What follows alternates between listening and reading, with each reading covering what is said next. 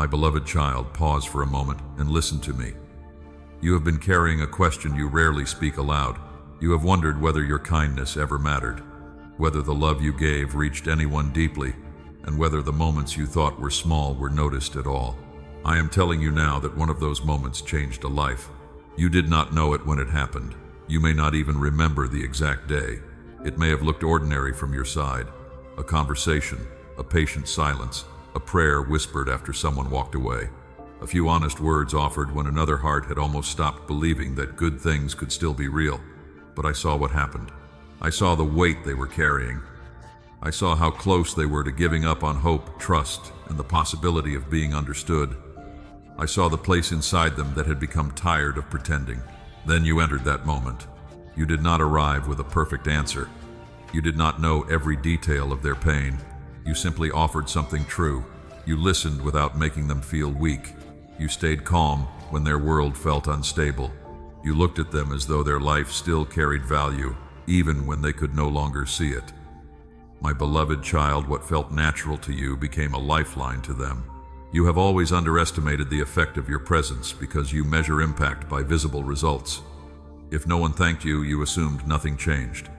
If the person walked away, you concluded your words were forgotten. If the relationship did not continue, you believed the moment had no lasting meaning.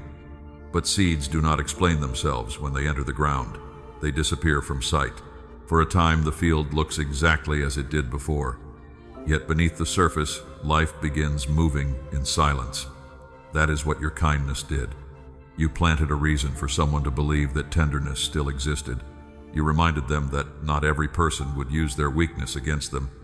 You showed them that peace could live inside a human voice. They may never have told you how much it meant. Perhaps they did not understand it themselves at the time. Pain can make people slow to recognize the gift standing in front of them. Sometimes they only understand the warmth after they have returned to the cold. Do not judge the value of what you gave by how quickly it was acknowledged. I did not. There was a widow who offered only a small amount, yet I saw the love and trust inside what she gave. Others saw little. Heaven saw weight. In the same way, people may have seen an ordinary gesture from you. I saw courage. I saw compassion. I saw a heart choosing to remain soft after having reasons to become hard. My beloved child, the person you helped did not forget the feeling you left behind. They may have forgotten exact sentences. They may have moved through other places, met other people, and tried to convince themselves that the past was finished. Still, somewhere within them, the memory of peace remained. Not merely the memory of your face, the memory of being seen, the memory of not having to perform, the memory of breathing more freely because for one moment someone did not demand anything from them. That memory became a quiet shelter they returned to during difficult seasons. You did not know this. You were busy carrying your own pain. You were asking why your path felt delayed, why certain connections ended, and why love seemed to require so much from you without always returning what you gave. While you were questioning whether your heart had been foolish, someone else was surviving partly because your heart had been kind. Hear me carefully. I am not telling you this so you will chase the past. I am not telling you to force a name onto these words or turn every memory into a promise. I am telling you because you must stop calling your love wasted. Nothing offered in sincerity disappears from my sight. I can use one gentle word long after the speaker has forgotten it. I can preserve the memory of peace inside a person until they are ready to understand where it came from. I can take a brief meeting and allow it to become a turning point hidden beneath years of growth. You have seen this in Scripture. Jonathan strengthened David when danger surrounded him. He did not remove every battle, but his loyalty reminded David that he was not alone. Ruth stayed beside Naomi when grief had emptied her future. Her presence did not erase the loss, but it made hope possible again. Sometimes saving a life looks like staying. Sometimes it looks like believing. Sometimes it looks like speaking one sentence that interrupts despair. You have done this for someone, and what you did is still alive. My beloved child, this is why certain memories have been returning to you with unusual gentleness. Not every returning memory is a sign that you should act. Sometimes it is simply an invitation to understand what I was doing when you could not see it. You thought you were only being yourself. I was using your patience. You thought you were only listening. I was giving someone room to remain. You thought you were offering ordinary kindness. I was placing a lamp in a room where hope had become difficult to find. Now something is beginning to shift in the meaning of that old connection.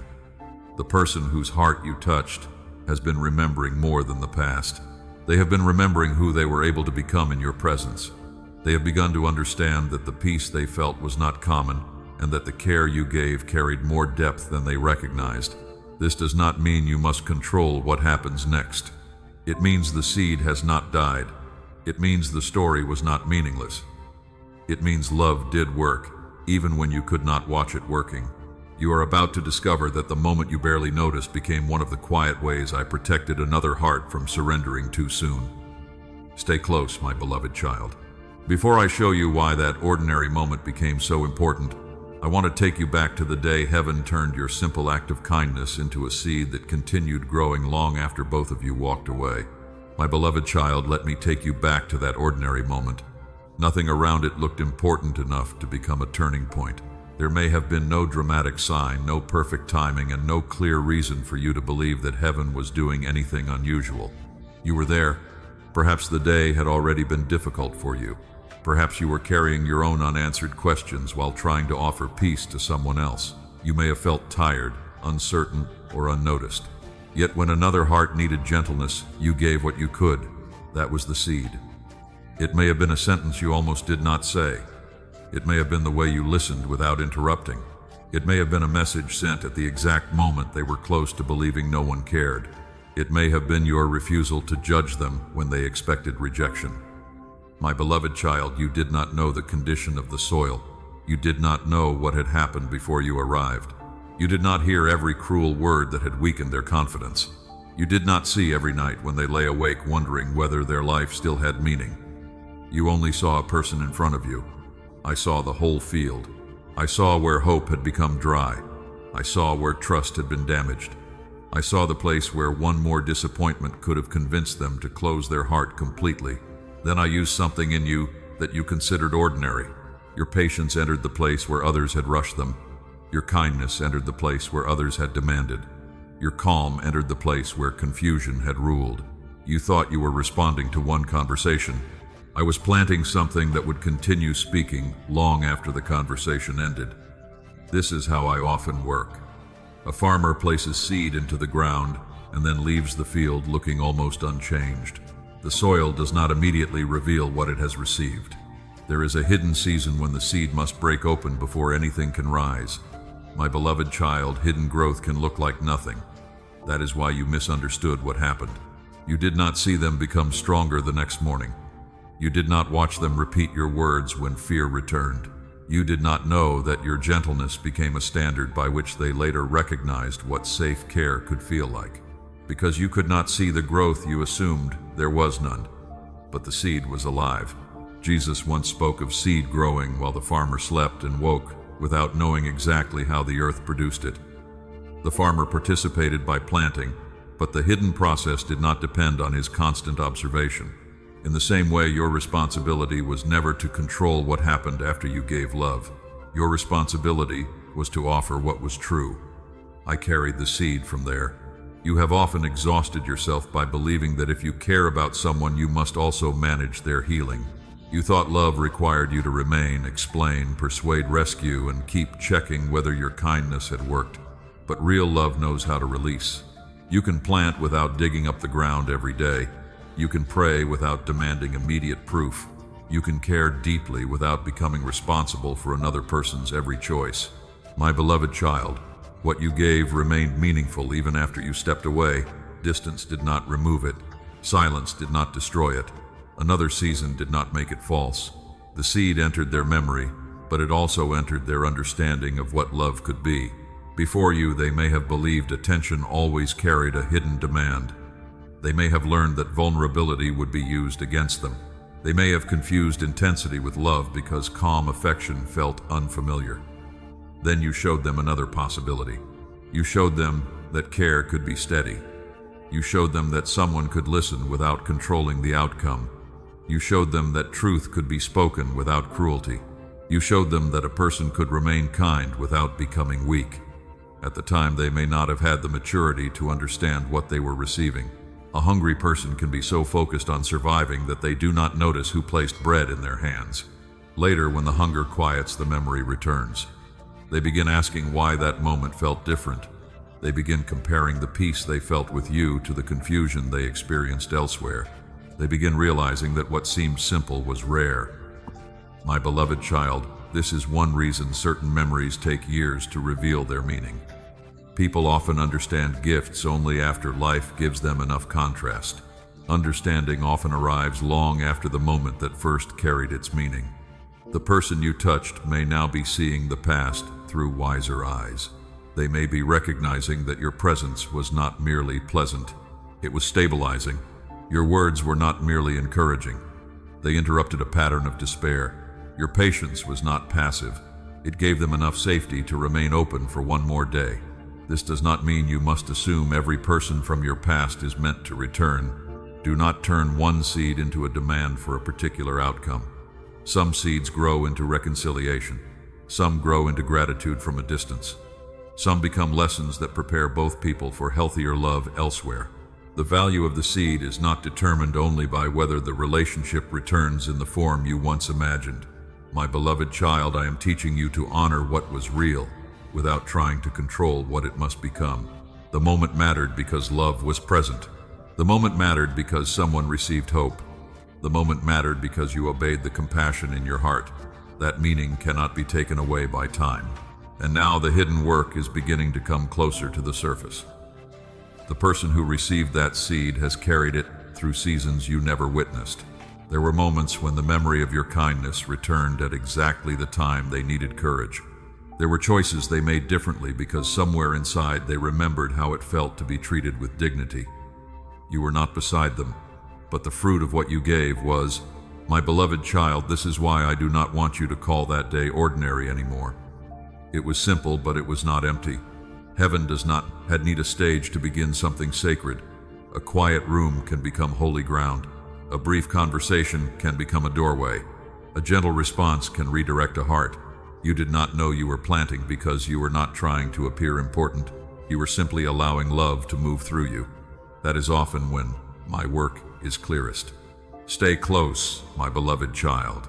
Now that you understand how the ordinary moment became a living seed, I will show you what that seed gave them when their strength was failing, and why your presence became one of the quiet reasons they found the courage to keep going. My beloved child, now let me show you what that seed became when their strength was almost gone. You thought you were only present for a moment. They experienced you as a reason to keep going. There are seasons when a person does not need a perfect solution. They need one calm voice that does not add more fear. They need one honest face that does not ask them to perform. They need someone who can sit near their pain without rushing to fix it or turning away. That is what your presence became. You may not have known how close they were to giving up on hope. They may have hidden it behind ordinary conversation, a tired smile, or the familiar words, I am fine. But beneath that surface, they were carrying questions that felt too heavy to speak. Does anyone truly see me? Would anyone stay if they knew how tired I am? Is there still anything good ahead? My beloved child, you did not hear every question, but the way you treated them answered more than you realized. Your patience said you are not a burden. Your attention said your life still matters. Your gentleness said pain has not made you unworthy of care. Sometimes a person continues because one encounter reminds them that darkness has not filled the whole world. You were that reminder. I am not saying you became their savior. Only I can carry the deepest weight of a soul. But I allowed your compassion to become a window through which they could see that help, goodness, and mercy were still possible. A window does not create the sun. It lets light enter the room. That is what you did. My beloved child, you have often underestimated this gift because it does not always look dramatic. You may not have given a speech. You may not have solved their problems. But quiet faithfulness can reach places loud advice cannot. When Elijah was exhausted and afraid, I did not begin by giving him a long explanation. I gave him rest food and gentle care before asking him to continue. In a similar way, your presence gave someone room to breathe before they were ready to understand their next step. Perhaps you asked a simple question and then listened to the real answer. Perhaps you spoke of their future as though it still existed. A person in pain often loses the ability to imagine tomorrow. Their thoughts become trapped inside the current moment. Every disappointment feels permanent. Every closed door feels final. Then someone speaks with hope, the kind of hope that says, "I do not know how everything will change, but I do not believe this pain is the whole story." My beloved child, your words carried that kind of hope. They may have returned to those words later when no one else was around. They may have repeated them silently during a difficult night. They may have remembered your confidence in them when their own confidence disappeared. I saw the moment they almost returned to an old destructive pattern and remembered how you had spoken to them with dignity. I saw the moment they wanted to close their heart completely and remembered that one person had treated their tenderness as something valuable. I saw the moment they were tempted to believe they could never change and remembered that you had looked at them as though change was still possible. My beloved child, that is one way a life can be saved. You did not remove every struggle, but you helped them believe struggle did not have the final word over their future. Sometimes through small memories that keep a person from surrendering to the worst conclusion. This is why I want you to understand the difference between being responsible for someone and being meaningful to them. You were meaningful. That does not mean you were required to carry them forever. You were a signpost, not the entire road. You offered a cup of water in a dry place. You were not asked to become the river. Jesus noticed people others passed by. He spoke to the blind man who had been reduced to a problem. He stopped for the woman others treated as an interruption. His attention restored dignity before circumstances fully changed. Your attention carried a small reflection of that mercy. The world often celebrates visible success while overlooking the person who helped another heart survive long enough to reach it. I do not overlook them. I saw your unseen patience. I saw you pray for them without knowing whether they would ever understand.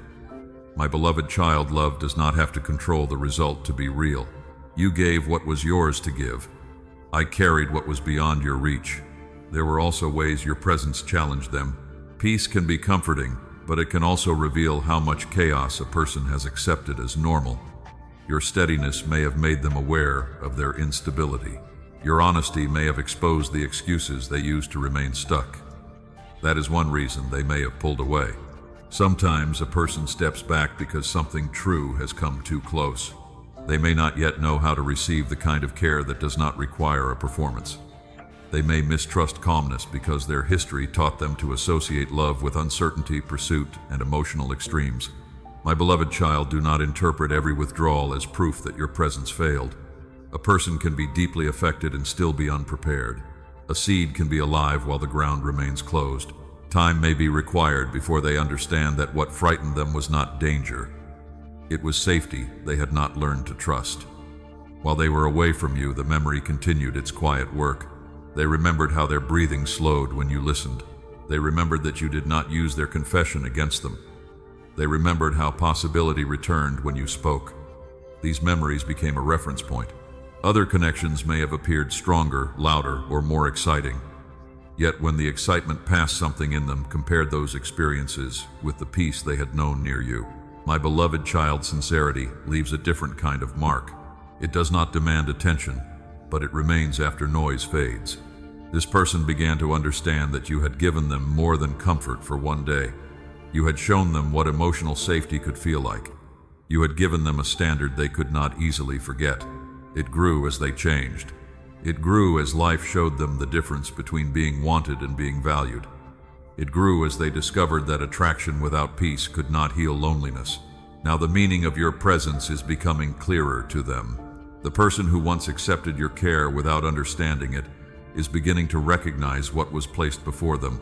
Stay close, my beloved child.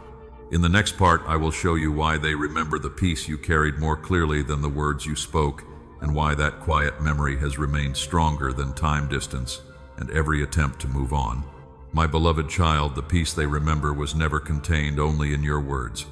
Words mattered, but words were not the deepest thing they received from you. They remember the way their inner noise became quieter when you were near. They remember how their body relaxed before their mind understood why. They remember that for a little while, they did not have to defend themselves, explain every wound, or pretend to be stronger than they felt. That peace became the part of you they carried away. People often forget sentences. Yet the heart can preserve an atmosphere long after the exact language disappears. They may not remember how the conversation began. They may not remember what day it was. They may not remember every answer you gave. But they remember that something inside them stopped shaking. My beloved child, this is because peace speaks in a language deeper than explanation. When a person has lived around emotional confusion, calmness can feel almost unfamiliar. When they are used to being interrupted, truly being heard can feel sacred. When love has always demanded something from them, your gentle attention can reveal a kind of care they did not know how to name. You were not trying to impress them. You were not using kindness to gain control. You were simply present. That sincerity became a shelter. Think of the disciples in the boat when the storm rose around them. Fear filled the space, and they believed the waves had become stronger than every promise. Then my presence brought a peace that changed not only the water, but the meaning of the moment. My beloved child, you did not calm every storm in this person's life, but your presence reminded them that storms were not the only reality.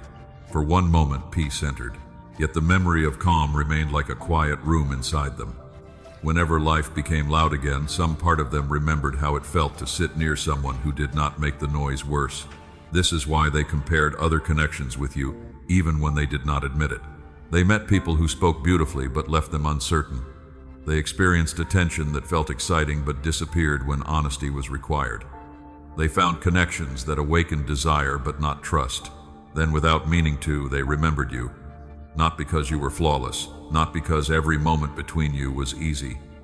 They remembered because peace had accompanied your presence. My beloved child, peace is not the same as the absence of emotion. You may have challenged them. You may have spoken truth they were not ready to receive. You may have stirred feelings they tried to avoid. Yet even when truth was uncomfortable, there was something clean in the way you offered it. They did not feel manipulated. They did not feel as though your affection would vanish unless they responded correctly. That difference mattered. A person can feel deeply challenged and still feel safe. They can cry and still sense peace. They can face a difficult truth and still know they are not being condemned.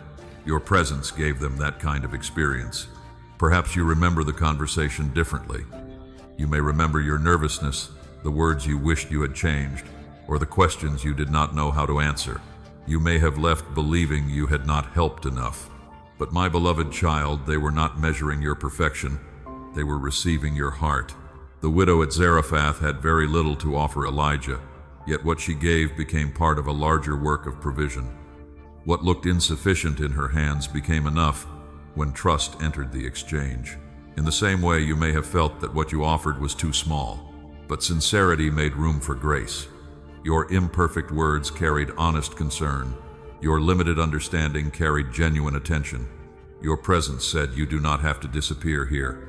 That message entered more deeply than any polished advice could have. My beloved child, this is why their memory has not behaved like an ordinary memory. It returns in quiet moments. It returns when another person fails to understand them. It returns when they feel tired of pretending. It returns when they ask themselves what real connection should feel like. Sometimes they remember the sound of your voice. Sometimes they remember your expression. Sometimes there is no clear picture at all, only the sudden return of calm associated with you. Do not turn this into a reason to control them. A memory is not ownership. An emotional bond does not remove another person's freedom. I am showing you the meaning of what happened, not giving you permission to force what happens next. What is real does not need to be chased into existence. The peace you carried was meaningful because it was freely given. If a future connection is to grow, it must also be freely chosen. My beloved child, I am teaching you to honor the memory without becoming imprisoned by it. You do not need to examine every coincidence. You do not need to interpret every dream. You do not need to search for secret proof that they are thinking of you at this exact moment. Let the truth remain simple. You brought peace into a place that needed it. They remembered. The memory helped them recognize the difference between emotional intensity and emotional safety. That recognition has been shaping them. Over time, they began to understand that peace was not boring. It was not weakness. It was not the absence of passion. It was the presence of trust. It was the ability to breathe without fear of punishment. It was the freedom to be honest without losing connection. It was care that did not turn into a game. My beloved child, many people do not recognize healthy love when they first encounter it. If chaos is trained, the heart stability may feel strange. If pursuit has always been confused with devotion, calm commitment may appear too quiet. Sometimes people leave what is safe because they have not yet learned how to live without fear. But distance can bring contrast. Contrast can bring understanding. Understanding can bring gratitude. This person has been learning what the peace between you meant. Life has shown them that beautiful words are easy to speak. Consistency is rarer. Attention is common when everything is exciting. Presence becomes meaningful when life is difficult. They are beginning to see that you offered something deeper than attraction. You offered a place where their soul did not have to fight for every breath. My beloved child, that is why the memory remains. The words may have faded, but the peace became part of how they recognize what is true. And as that recognition grows, their heart keeps returning to the person connected with it. Stay close, my beloved child. In the next part, I will show you why their soul continues returning to the memory of you, what they are beginning to understand through that return, and why the past is starting to feel less like a closed chapter and more like a question that still needs an honest answer. My beloved child, the past is beginning to feel less like a closed chapter because their heart has not stopped returning to what it experienced with you. They tried to move forward. They filled their days with responsibilities, conversations, new places, and routines. They told themselves that time would make the memory smaller. For a while, it may have seemed that way. Then something simple brought you back. A quiet evening, a certain song, the way another person asked a question but did not truly listen to the answer. The memory returned not always as a clear picture but as a feeling. They remembered peace. They remembered being understood without having to explain every part of themselves. They remembered that your attention did not feel like a test. My beloved child, this return was not always romantic at first. Sometimes it appeared as comparison. They noticed how tense they felt around people who gave mixed signals. They noticed how often they had to perform to keep attention. They noticed the difference between being desired for a moment and being valued as a whole person. Each contrast brought your memory closer. They began to understand that what you gave was rare because it did not demand that they become someone else before receiving care. This realization did not arrive all at once. The heart often recognizes truth before the mind is ready to admit it. They may have resisted the memory. They may have called it nostalgia. They may have told themselves they were only thinking of you because life had become difficult or lonely. But the memory kept returning, even when life was full. My beloved child, they were not only remembering you, they were remembering who they became when they were near you. A person can miss another person, but sometimes they also miss the part of themselves that became visible in that relationship. That is what has been happening. You reflected something back to them that they had not yet learned to hold alone. When the connection ended or became distant, they lost more than your presence. They lost access to a version of themselves they had only begun to recognize. This is why the memory carries weight. It is connected to identity. My beloved child, think of Hagar in the wilderness. She felt unseen, abandoned, and uncertain of what would happen next. Then she encountered me as the one who sees. The place did not become easy immediately, but being seen changed the meaning of the place. In a quieter way, your attention carried a reflection of that truth to this person. You made them feel seen during a season when they were used to being overlooked, misunderstood, or valued only for what they could provide. They may not have known how to honor that gift then. Some people receive water while still believing thirst is normal. They drink, feel relief, and continue walking without understanding how close they were to becoming empty. Later, when thirst returns, they remember the well. My beloved child, you became connected in their memory with relief. That does not mean you are responsible for filling every empty place in them. It does not mean their longing gives them a claim over your life. It means what happened between you carried truth, and truth leaves a mark. Perhaps they once saw your steadiness as distance. Perhaps they confused your boundaries with rejection. Perhaps they thought your calm love lacked intensity because they had learned to associate intensity with devotion. Time has been correcting some of those conclusions. Then the memory of you returned with new meaning. What they once called simple began to look stable. What they once called quiet began to look trustworthy. What they once overlooked began to look precious. My beloved child, this understanding may bring regret to them. They may wonder why they did not value the connection more carefully. They may remember moments when they withdrew, avoided truth, or allowed fear to make decisions. But regret alone does not create readiness. A person can miss what they lost and still be unprepared to love it well. That is why I do not want you building your future on the assumption that memory guarantees return. But healthy restoration requires more than longing. It requires honesty, consistency, humility, and a willingness to change. I am showing you what has remained in them, not asking you to run ahead of the process. Do not search for signs in every silence. Do not send a message only because emotion becomes strong. Do not pause your life while imagining what they may be thinking. Let me work in both hearts without your fear trying to control the timing. My beloved child, what is meant to become clear will not need endless confusion to survive. If a door opens, truth will be required on both sides. They will need to speak honestly about what they understood too late. You will need to remain honest about what the distance taught you. Neither of you can return only to the feeling. You would have to return with greater maturity. This is part of why their soul keeps revisiting the memory. The memory is asking a question. What did I fail to understand? Why did peace feel unfamiliar? Why did I move away from something that allowed me to breathe? What must change in me before I can approach that kind of love again?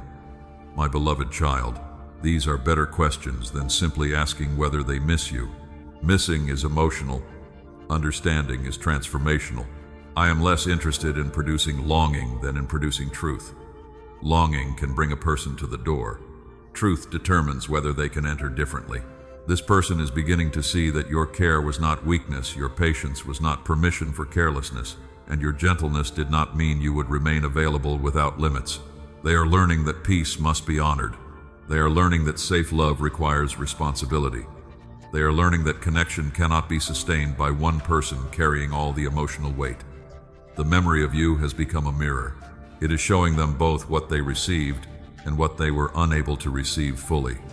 My beloved child, that mirror may be uncomfortable, but discomfort can become the beginning of repentance, maturity, and change. Their awakening is not your assignment to manage. Your task is to continue becoming healthy, honest, and grounded in me. If the memory leads them toward truth, I can guide the next step. If it only leads them toward temporary loneliness, time will reveal that too. You do not need to decide before evidence appears. You only need to understand this. You are not forgotten as easily as you feared. The peace you carried continued speaking. The seed continued growing. The memory continued asking for meaning. And the distance did not erase what was real. Stay close, my beloved child. In the next part, I will show you why the separation was not necessarily the final ending, what the distance protected, and why some stories must pause before two people can understand whether they are truly ready to continue them. My beloved child, the separation was not necessarily the final ending. Sometimes a story pauses because the hearts inside it are not yet ready to carry what they were given. You looked at the distance and saw rejection. You saw unanswered messages, changed routines, and a silence that seemed to close every door. You told yourself that if the connection had truly mattered, it would not have ended this way. The separation showed you where love had become mixed with fear. It showed you how often you abandoned your own peace to keep another person close. It showed you the places where you called anxiety devotion and confusion patience. My beloved child, I was not exposing these things to shame you. I was bringing them into light because anything hidden will eventually control what remains unhealed. The distance also revealed what was happening inside them. They may have cared for you and still been unable to receive what you offered. They may have felt peace around you and still feared the responsibility that real intimacy requires. They may have recognized your value only in brief moments before old wounds pulled them back into avoidance. A connection can be meaningful and still arrive before two people are mature enough to protect it. But love does not erase patterns that people refuse to face. A beautiful beginning cannot carry a relationship forever if honesty, consistency, boundaries, and responsibility are missing. My beloved child, separation sometimes becomes the room where truth can no longer be avoided. When two people remain constantly connected, they can use each other to escape the work happening within. One person chases, the other withdraws. One over-explains, the other stays unclear. Both remain focused on the movement between them and never face the fear directing the movement. It allows each person to hear what their own heart has been saying beneath the noise. This does not mean every separation will become reconciliation. I will not ask you to build your life around a promise I have not spoken clearly. Some doors close because continuing would destroy peace. Some people leave because their season is complete. Some connections teach, awaken, and then release both lives toward different paths. Abraham and Lot separated because the land could no longer hold the conflict around them. The separation brought clarity about direction, calling, and responsibility. Not every distance in Scripture meant hatred. Sometimes it created the space needed for order. In the same way, the space between you and this person has been asking serious questions. Can love exist without chasing? Can truth be spoken without punishment? Can both people take responsibility for what they bring? Can the connection survive without one person carrying all the effort? Can affection become steady enough to remain when emotion changes? My beloved child, these questions are not enemies of love. They protect love from becoming another place of harm. You once believed that holding on tightly proved your faith. You feared that releasing control would cause the story to disappear. But what is real does not become real because you grip it. And what is not healthy does not become holy because you refuse to let it go. The separation invited you to open your hands. At first that felt like loss. You did not know who you would be without waiting, hoping, checking, and imagining what the other person might do. Your mind had built a routine around uncertainty. Then the distance began teaching you to return to yourself. You remembered responsibilities you had neglected while emotionally focused on the connection. You noticed gifts that still needed development. You learned that your days could carry meaning, even without an answer from them. My beloved child, this was not betrayal of the love you felt. It was restoration of the life you had placed on hold. Healthy love does not require you to stop becoming. It should not demand that you remain emotionally frozen while another person decides whether they are ready. If there is a future here, both lives must continue growing toward truth. The separation also changed the way memory worked. At first, you remembered only what you missed. You replayed the best moments and softened the parts that had wounded you. Loneliness can edit the past until absence looks more beautiful than reality ever was. But time began returning the whole picture. You remembered the peace, but you also remembered the uncertainty. You remembered their tenderness, but you also remembered where they avoided responsibility. You remembered your care, but you also saw where you gave beyond what was healthy. Reconciliation cannot be built on an edited story.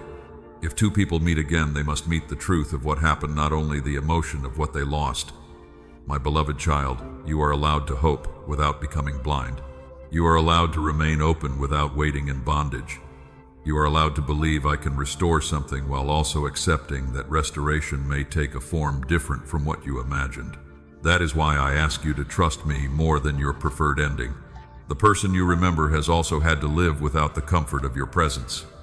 Distance gave them contrast. It allowed them to experience what happens when care is no longer immediately available. They had to notice whether they missed you or only missed what you provided. They had to ask whether they wanted connection or merely relief from loneliness. They had to decide whether they were willing to become consistent, honest, and emotionally responsible. Missing you is not the same as being ready for you. My beloved child, if they return, the evidence must appear in action. Words may open the conversation, but character must carry it. A sincere apology matters, but changed behavior gives the apology weight. Affection matters, but clarity protects affection from confusion. This is why the separation could not be rushed. You both needed the opportunity to become more truthful than the former pattern allowed. The pause created space for the seed to grow without being constantly disturbed by fear. It created space for you to recover your dignity. It created space for them to understand the peace they once received. It created space for me to reveal whether the connection was rooted in purpose or only in emotional need. My beloved child, do not call the silence empty. Much has been uncovered within it. You are not standing where you stood when the distance began. You see more clearly now. You know that love without boundaries becomes exhaustion. You know that peace without honesty is only avoidance. You know that reunion without growth would recreate the same ending. So let the separation finish its work. Do not force the door. Do not build a grave either. Remain open to truth. Remain committed to your healing. Remain willing to receive whatever outcome carries my wisdom and peace. Stay close, my beloved child. In the next part, I will show you how I used the distance to protect what was real, how I kept fear from destroying what love had planted, and why protection sometimes looks like delay before it looks like restoration. My beloved child, protection did not always look like comfort. Sometimes it looked like distance.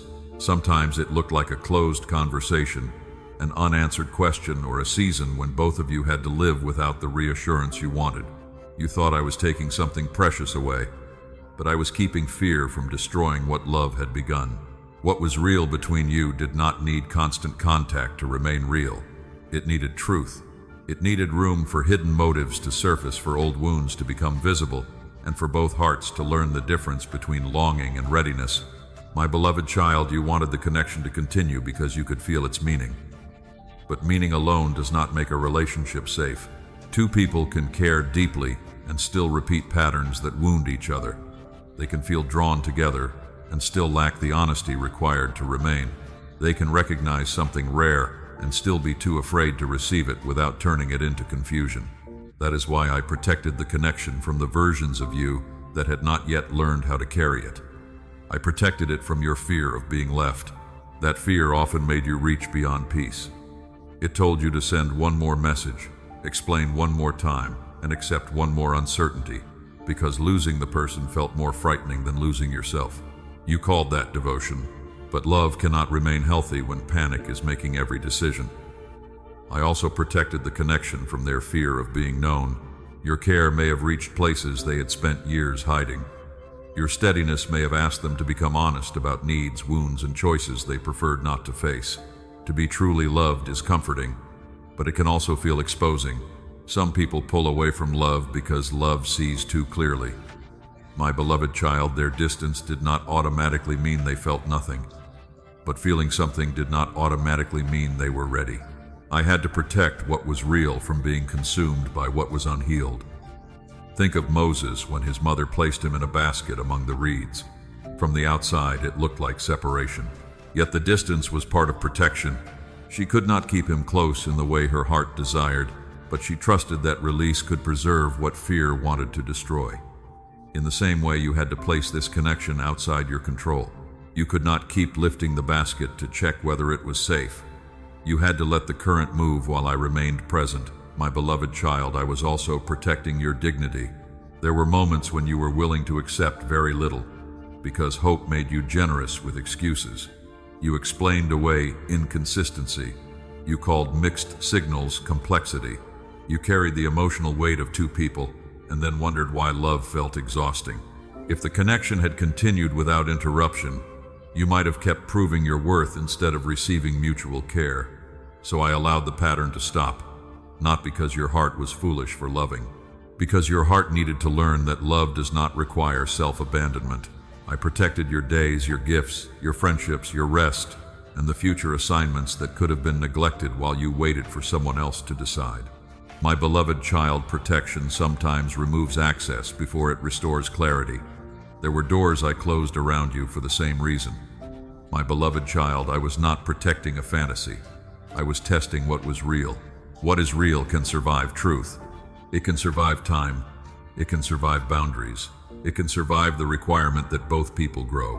What depends only on emotional intensity often weakens when it is no longer fed by uncertainty. What carries deeper substance becomes clearer when noise is removed. This season has been revealing which one the connection truly is. You began to see whether your love was rooted in care or in the fear of being alone. They began to see whether they missed you as a person or only missed the comfort you provided. Both questions had to be answered. My beloved child, I was also protecting forgiveness from becoming permission for repetition. You have a compassionate heart. You can understand why people act from pain, but understanding can become dangerous when it removes every consequence. You told yourself that their wounds explained their inconsistency.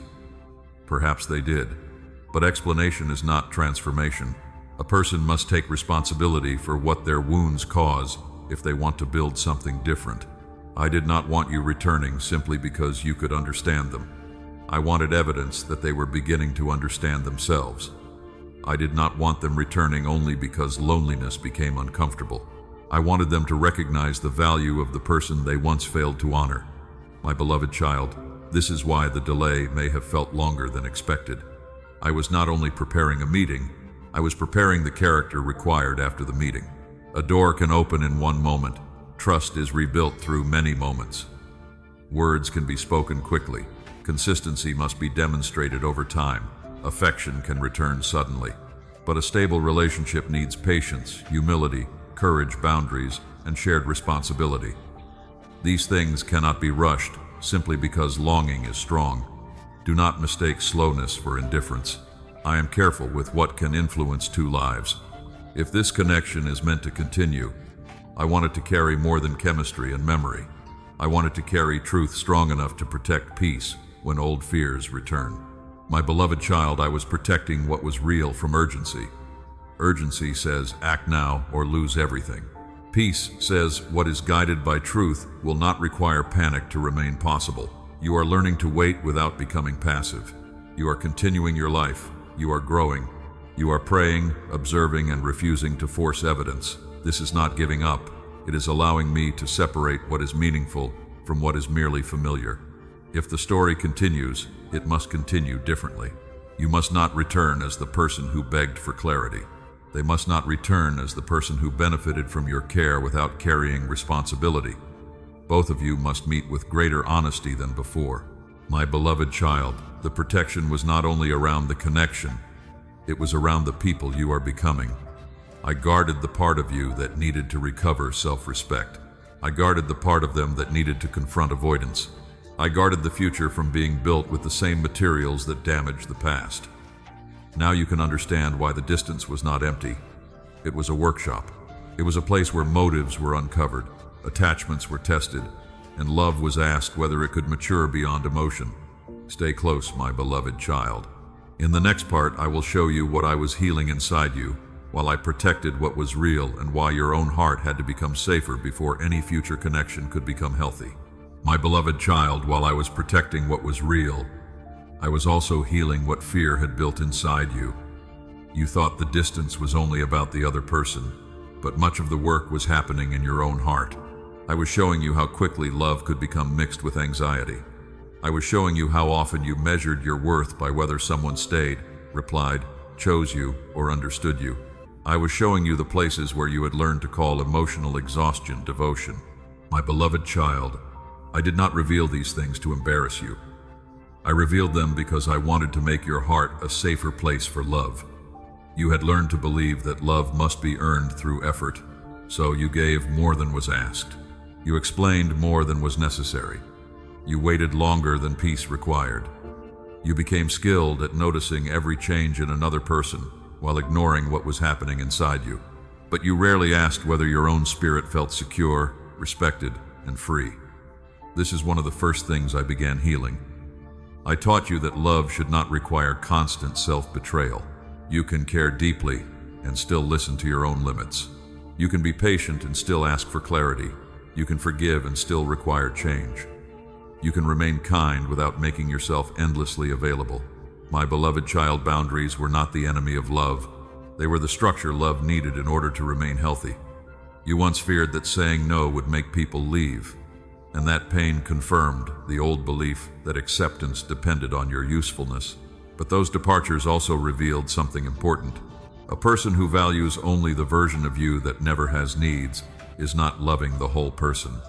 I had to teach you that being abandoned for having a boundary is not the same as being unworthy of love. It may simply mean the relationship depended on your lack of boundaries. My beloved child, I was also healing your fear of loneliness. Loneliness had become a voice that rushed your decisions. It told you that an unclear connection was better than no connection. It told you that waiting for someone who gave little was safer than facing an empty space. It told you that familiar pain should be protected because the unknown might hurt more. So I allowed the empty space to remain for a while, to show you that emptiness would not destroy you.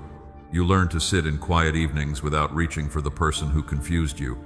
You learned to wake without checking for a message that controlled your mood. You learned that your day could still hold purpose, laughter, work, prayer, friendship, and rest. The room that first felt empty slowly became a place where you could hear yourself again. My beloved child, I was healing your relationship with waiting. Before waiting felt powerless. You believed that if you were not doing something, everything would fall apart. You tried to manage outcomes because uncertainty made you feel unsafe. But trust cannot grow where control is never released. I taught you to let silence exist without immediately filling it. I taught you to let another person show who they are without helping them perform a better version. I taught you to watch actions over time instead of building hope on one emotional conversation. Ruth did not chase Boaz through the field demanding a promise. She continued walking faithfully, worked with dignity, received wise guidance, and allowed character to become visible over time. My beloved child, I was teaching you that what is honorable does not need manipulation. I was also healing the belief that love must always feel intense to be real. You had become accustomed to emotional highs and lows. Uncertainty made every small sign feel powerful. Your heart moved up and down according to another person's attention. You called that strong connection. But intensity is not always intimacy. Sometimes intensity is the nervous system responding to unpredictability. I began teaching you to recognize a different kind of love. Love that feels steady. Love that does not punish honesty. Love that does not disappear to create desire. Love that can survive ordinary days. At first, peace may have felt less exciting because your heart had been trained to expect a storm. But my beloved child, healthy love does not need to keep you anxious in order to keep you interested. I was healing your ability to receive calmness without mistrusting it. I was also healing the part of you that believed you had to rescue people in order to be valuable. You saw pain in others and felt responsible for removing it. You gave advice, patience, money, time, and emotional energy beyond what you could carry. If they needed you, perhaps they would not leave. My beloved child, being needed is not the same as being loved. A person can depend on what you provide and still fail to honor who you are. I taught you to help without becoming the answer to every problem. I taught you to pray without controlling. I taught you to offer support without carrying consequences that belong to someone else. Even the Good Samaritan brought the wounded man to a place of care. He did not abandon compassion, but neither did he make the man's entire future his private burden. This is the balance I have been forming in you. My beloved child, I was healing shame too. You were ashamed that you had stayed so long, ashamed that you ignored warning signs, ashamed that you still cared after being hurt, ashamed that a part of you hoped the story might continue. But shame could not teach you what truth was trying to reveal. So I asked you to look back without cruelty. You were making choices from wounds you had not yet understood. You were trying to preserve connection with the tools available to you. That does not mean every choice was wise. It means you can learn without hating yourself. Healing became possible when you stopped asking, "What is wrong with me?" and began asking, "What was I afraid would happen if I chose differently?" My beloved child, that question opened doors. You discovered that beneath overgiving was the fear of being replaceable. Beneath chasing was the fear of being forgotten. Beneath silence was the fear that truth would cost you love. Beneath control was the fear that I would not protect what mattered. I met you beneath every fear. I did not demand instant change. I taught you one new choice at a time. Now you are becoming someone who can love without disappearing. You can remain open without becoming unguarded. You can hope without building your life around one outcome. You can recognize connection without calling confusion destiny. This is the healing I was doing inside you. Stay close, my beloved child. In the next part, I will show you what I was healing inside them, why their distance often came from wounds they had not faced, and what must change before their heart can approach love with honesty and responsibility. My beloved child, while I was teaching you how to love without disappearing, I was also working inside them. Their distance was not always a sign that nothing was felt. Sometimes people move away from what touches them most deeply, because being seen awakens places they have spent years trying to avoid. You brought peace close to wounds they had learned to protect with silence, control, humor, distraction, or emotional distance. My beloved child, this does not excuse the ways they hurt you. Pain can explain behavior, but it does not remove responsibility. I was not healing them so they could return with better excuses. I was confronting the patterns that made them unable to carry honest love. The first thing I was healing was their fear of vulnerability. They learned somewhere that openness was dangerous, so they built protection. They learned to keep one part of themselves unreachable, so no one could wound the whole heart. Then you came near. Your questions reached beneath rehearsed answers. Your calm attention invited them to be known. My beloved child, being known can feel like relief to a healthy heart and danger to a wounded one. That is why they may have moved toward you and then away. I was teaching them that vulnerability is not weakness when it is offered with wisdom. I was showing them that honesty does not always lead to humiliation. The second thing I was healing was their confusion about love. When affection was steady, they did not know how to trust it. Peace felt unfamiliar. My beloved child, people often return to what resembles their earliest emotional world, even when that world wounded them. The known can be mistaken for safe. Inconsistency is not mystery. Emotional distance is not strength. Possession is not devotion. I was teaching them that mature love can be warm without becoming unstable, close without becoming controlling, and honest without becoming cruel. The third thing I was healing was their fear of responsibility. Receiving love is not passive. To receive your care honestly, they would have to consider how their choices affected you. They would have to stop hiding behind confusion. They would have to communicate when silence felt easier. They would have to make promises carefully and honor what they spoke. My beloved child, some people enjoy the comfort of love before they are willing to carry the responsibility of love. They accept attention, support, prayer, patience, and understanding. But when the relationship asks them to become dependable, they retreat.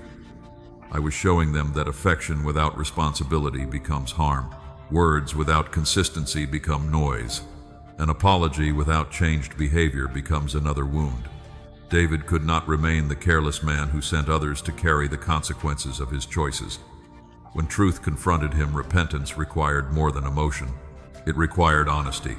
In the same way, this person had to face the effect of their avoidance, mixed signals, or withdrawal, not to remain buried in shame, to become capable of change.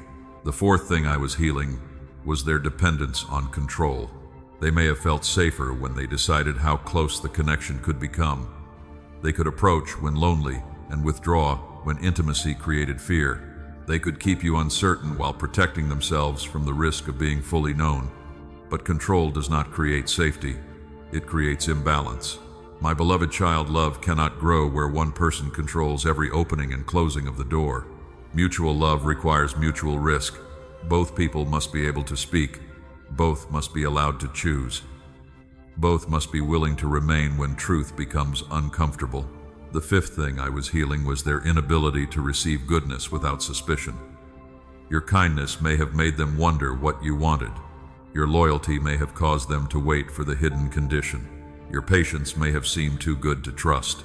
Wounded hearts sometimes search for danger even when danger is absent. They prepare for betrayal until preparation itself damages the connection. My beloved child, I was teaching them to receive care without testing it to destruction. I was showing them that not everyone leaves after seeing weakness. This work could not happen through your effort alone. You tried to reassure them. You explained your intentions. You gave patience. But no amount of reassurance can heal a wound another person refuses to face. I had to meet them in places you could not enter. I used silence to reveal what your presence had been covering. I used contrast to show them the difference between peace and excitement. I used consequences to teach what words could not. Without your immediate care available, they had to notice what they had taken for granted. They had to sit with the question of why they pulled away from something safe. They had to decide whether they wanted comfort only or whether they were willing to become trustworthy. My beloved child, their process may not look dramatic from the outside. Healing often begins with discomfort, a memory they can no longer dismiss, an apology they know they owe, a pattern they finally recognize, a moment when they stop blaming everyone else and ask what they have been protecting. This is where maturity begins. Not when a person misses you, when they become honest about themselves. Missing can happen in a lonely evening. Transformation appears in repeated choices. It appears when they communicate instead of disappearing. It appears when they accept consequences without becoming defensive. It appears when they respect your boundaries, even if those boundaries disappoint them. It appears when they stop demanding access to the version of you who tolerated confusion. My beloved child, you do not need to monitor this work. You do not need to search for proof every day. Their healing belongs between them and me. If they are truly changing, the fruit will eventually become visible.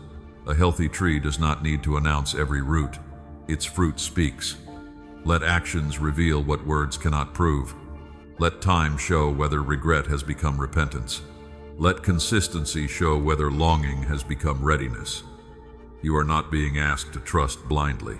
You are being asked to remain open to truth, and truth may show that the person has grown, or it may show that the connection completed its purpose and cannot continue safely. Either result can be guided by me. My beloved child, do not make their transformation the condition for your peace. Continue healing, continue living, continue becoming someone who can recognize mature love when it stands before you. I was working in both hearts, but I was not creating identical journeys. Each of you had different wounds to face and different lessons to learn. This is why the timing could not have been earlier. A meeting before this work had deepened would only have awakened the same attraction inside the same patterns. Stay close, my beloved child.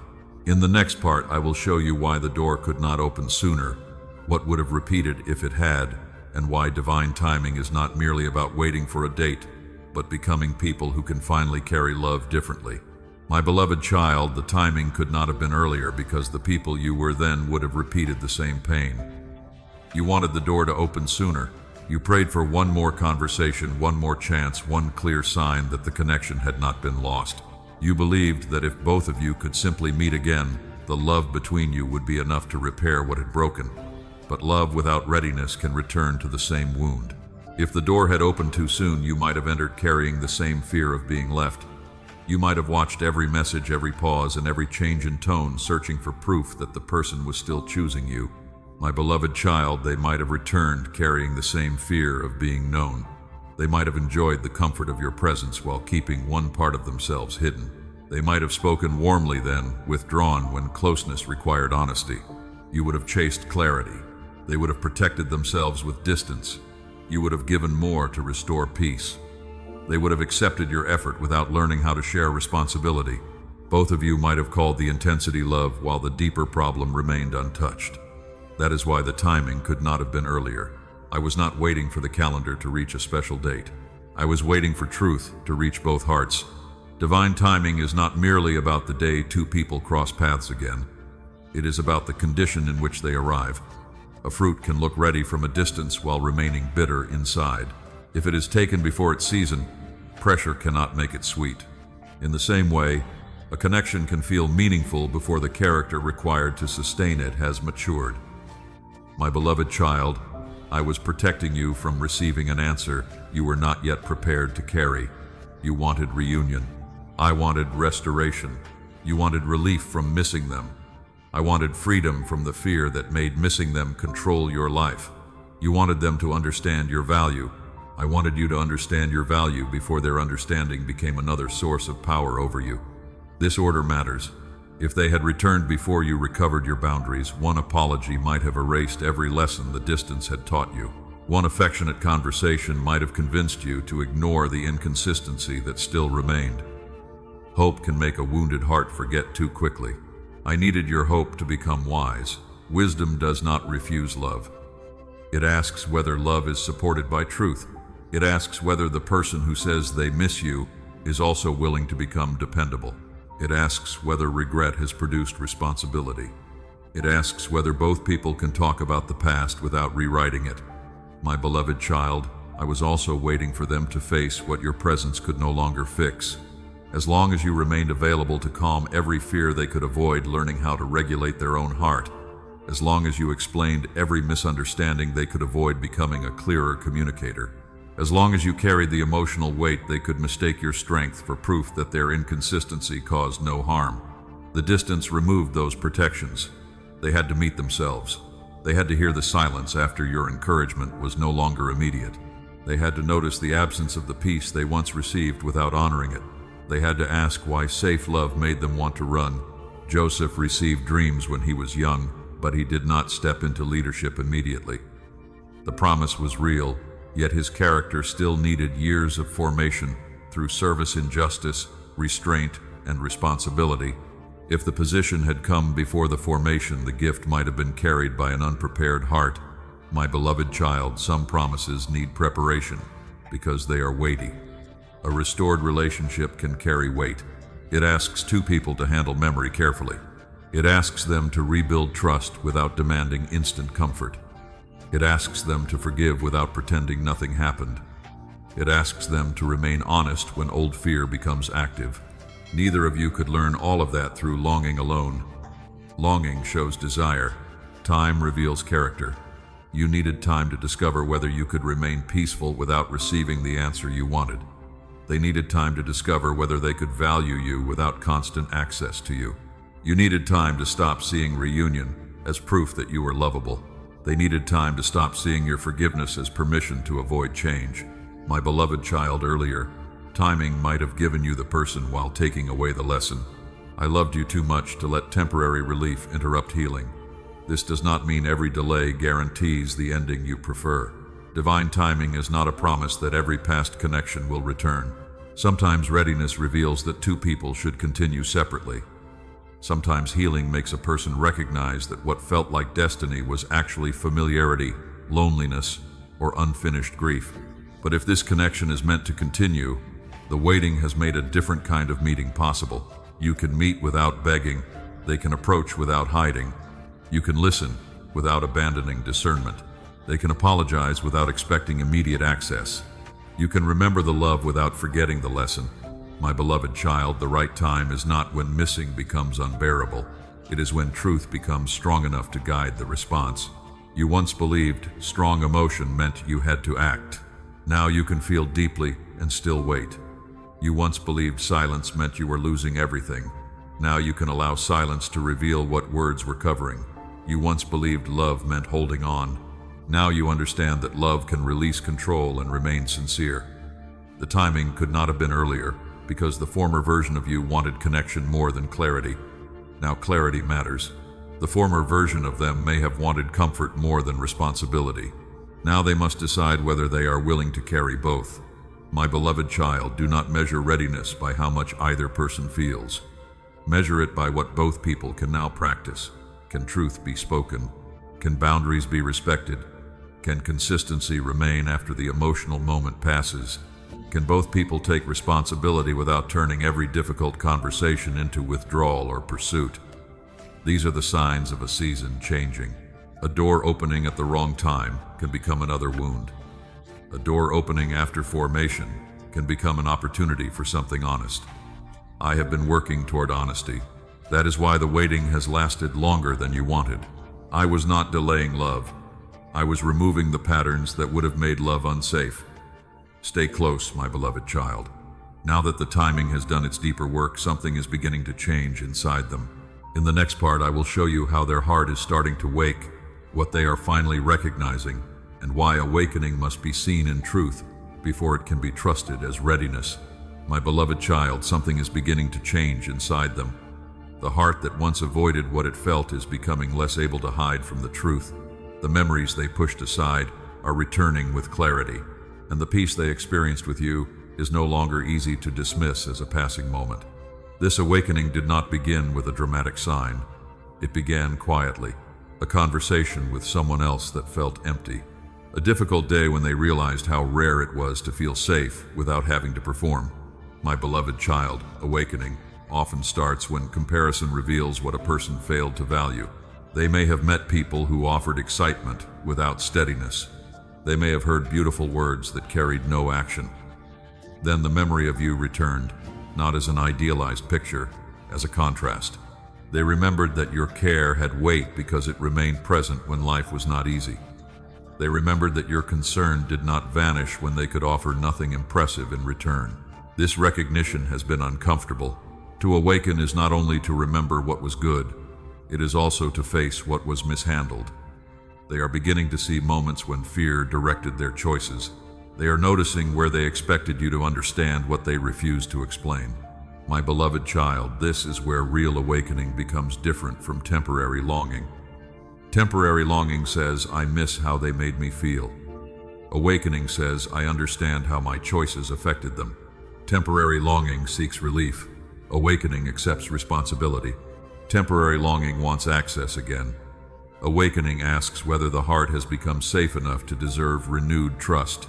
I am not only stirring emotion in them, I am bringing truth near. Think of the younger son who left his father's house believing freedom would be found far away. His awakening did not happen when he first felt lonely. It happened when he came to himself and saw his condition clearly. That moment of honesty changed the direction of his steps. My beloved child, they are beginning to come to themselves. They are seeing that some of what they called independence was fear of dependence. Some of what they called needing space was avoidance of honest conversation. Some of what they called confusion was a refusal to make a clear choice. Opening the eyes is not the same as walking the whole road, but sight matters. A person cannot change what they refuse to see. They are beginning to see you differently too. Before, they may have focused on what your care asked of them. Honesty, consistency, vulnerability, responsibility. Now they are noticing what your care gave them. Peace, dignity, room to be human. A kind of attention that did not reduce them to their mistakes. My beloved child, your value did not increase because they noticed it. Their vision is changing. You were valuable before their awakening. You were worthy while they were confused. Do not make their new understanding the foundation of your identity. Let it become information, not validation. This is important because an awakening heart can still be uncertain. They may feel regret before they know what to do with it.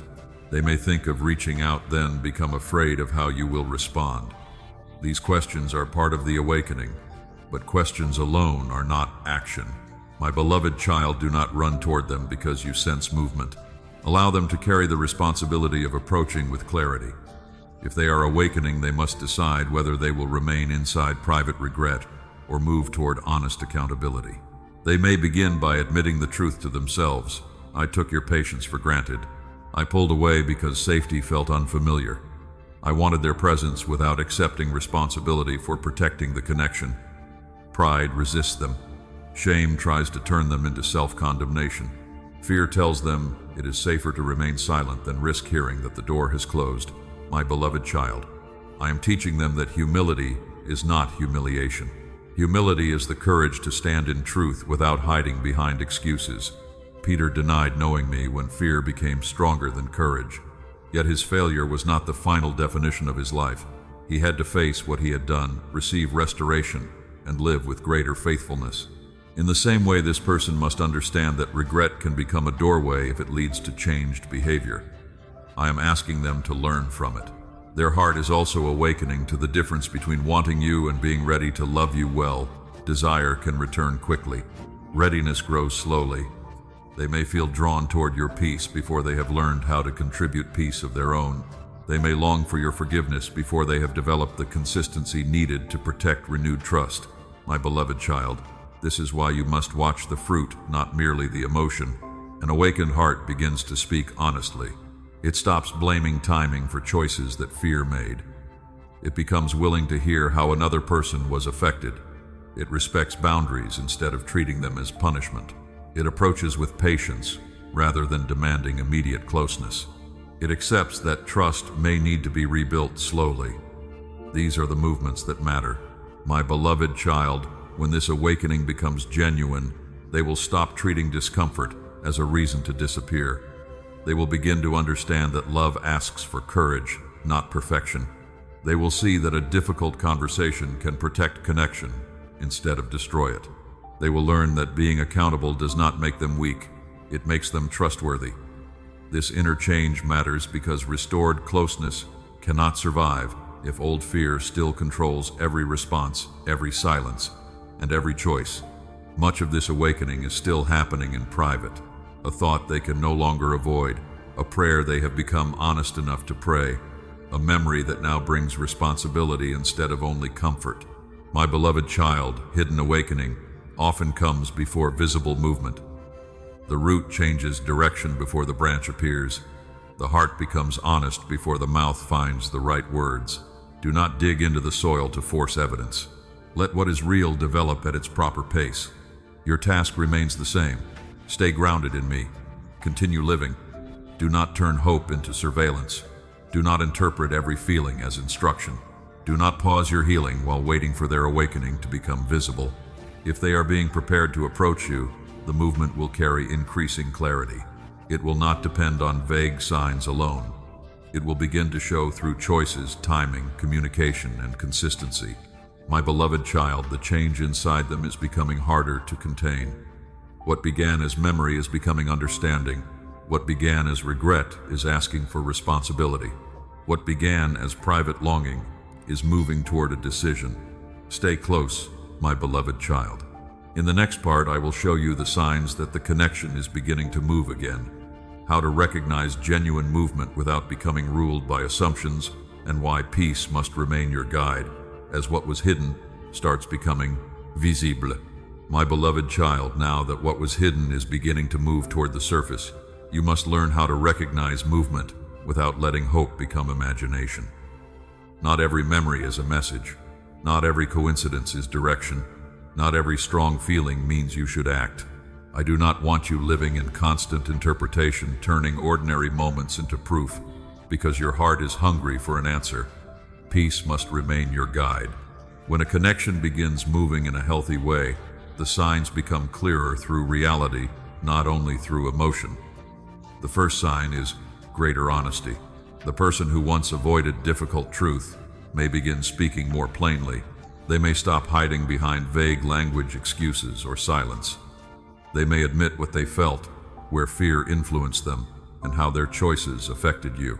My beloved child, honest words do not guarantee change, but change cannot begin without honest words. Listen for responsibility. There is a difference between saying "I am sorry you were hurt" and saying "I understand what I did that caused pain." One protects the speaker. The other begins to honor the person who was wounded. The second sign is consistent effort. A brief message can open a door, but it cannot prove that someone is ready to walk through it differently. Readiness appears over time. They follow through. They communicate when they say they will. They do not disappear after one emotional conversation. They allow their actions to support what their mouth has spoken. My beloved child, consistency is not loud. It often looks ordinary. A returned call, a kept promise, a respectful question, a willingness to continue a conversation after the first emotion has passed. You once mistook intensity for commitment because intensity was easier to notice. Now I am teaching you to notice what remains. The third sign is respect for your boundaries. If they are truly growing, they will not treat your caution as rejection. They will understand that trust cannot be demanded simply because regret has appeared. They will not pressure you to move faster than peace allows. They will not use guilt, nostalgia, loneliness, or spiritual language to gain immediate access. My beloved child, a changed heart does not only ask to be forgiven, it becomes willing to rebuild what was damaged. Nehemiah did not rebuild the wall with emotion alone. Stone was placed upon stone. Each opening had to be repaired. The work required patience, watchfulness, cooperation, and steady hands. Trust is rebuilt in a similar way. One honest moment matters. Then another must follow. The fourth sign is a different response to discomfort. Before, difficult feelings may have caused them to withdraw, become defensive, or create confusion. Now they may remain present. They may listen without trying to escape the consequences of the past. They may ask what you need instead of assuming your needs are an attack. My beloved child, maturity is not the absence of discomfort. It is the ability to remain truthful while discomfort is present. Watch what happens when the conversation becomes inconvenient. Anyone can appear ready while the moment feels warm. Character becomes visible when honesty costs something. The fifth sign is mutual effort. You should not have to carry the entire connection again. You should not be the only person initiating, explaining, planning, forgiving, or making space. Healthy movement comes from both directions. My beloved child, a bridge cannot be built from one side alone. You may place your part with sincerity, but they must also come forward with effort of their own. This does not mean every action must be perfectly equal.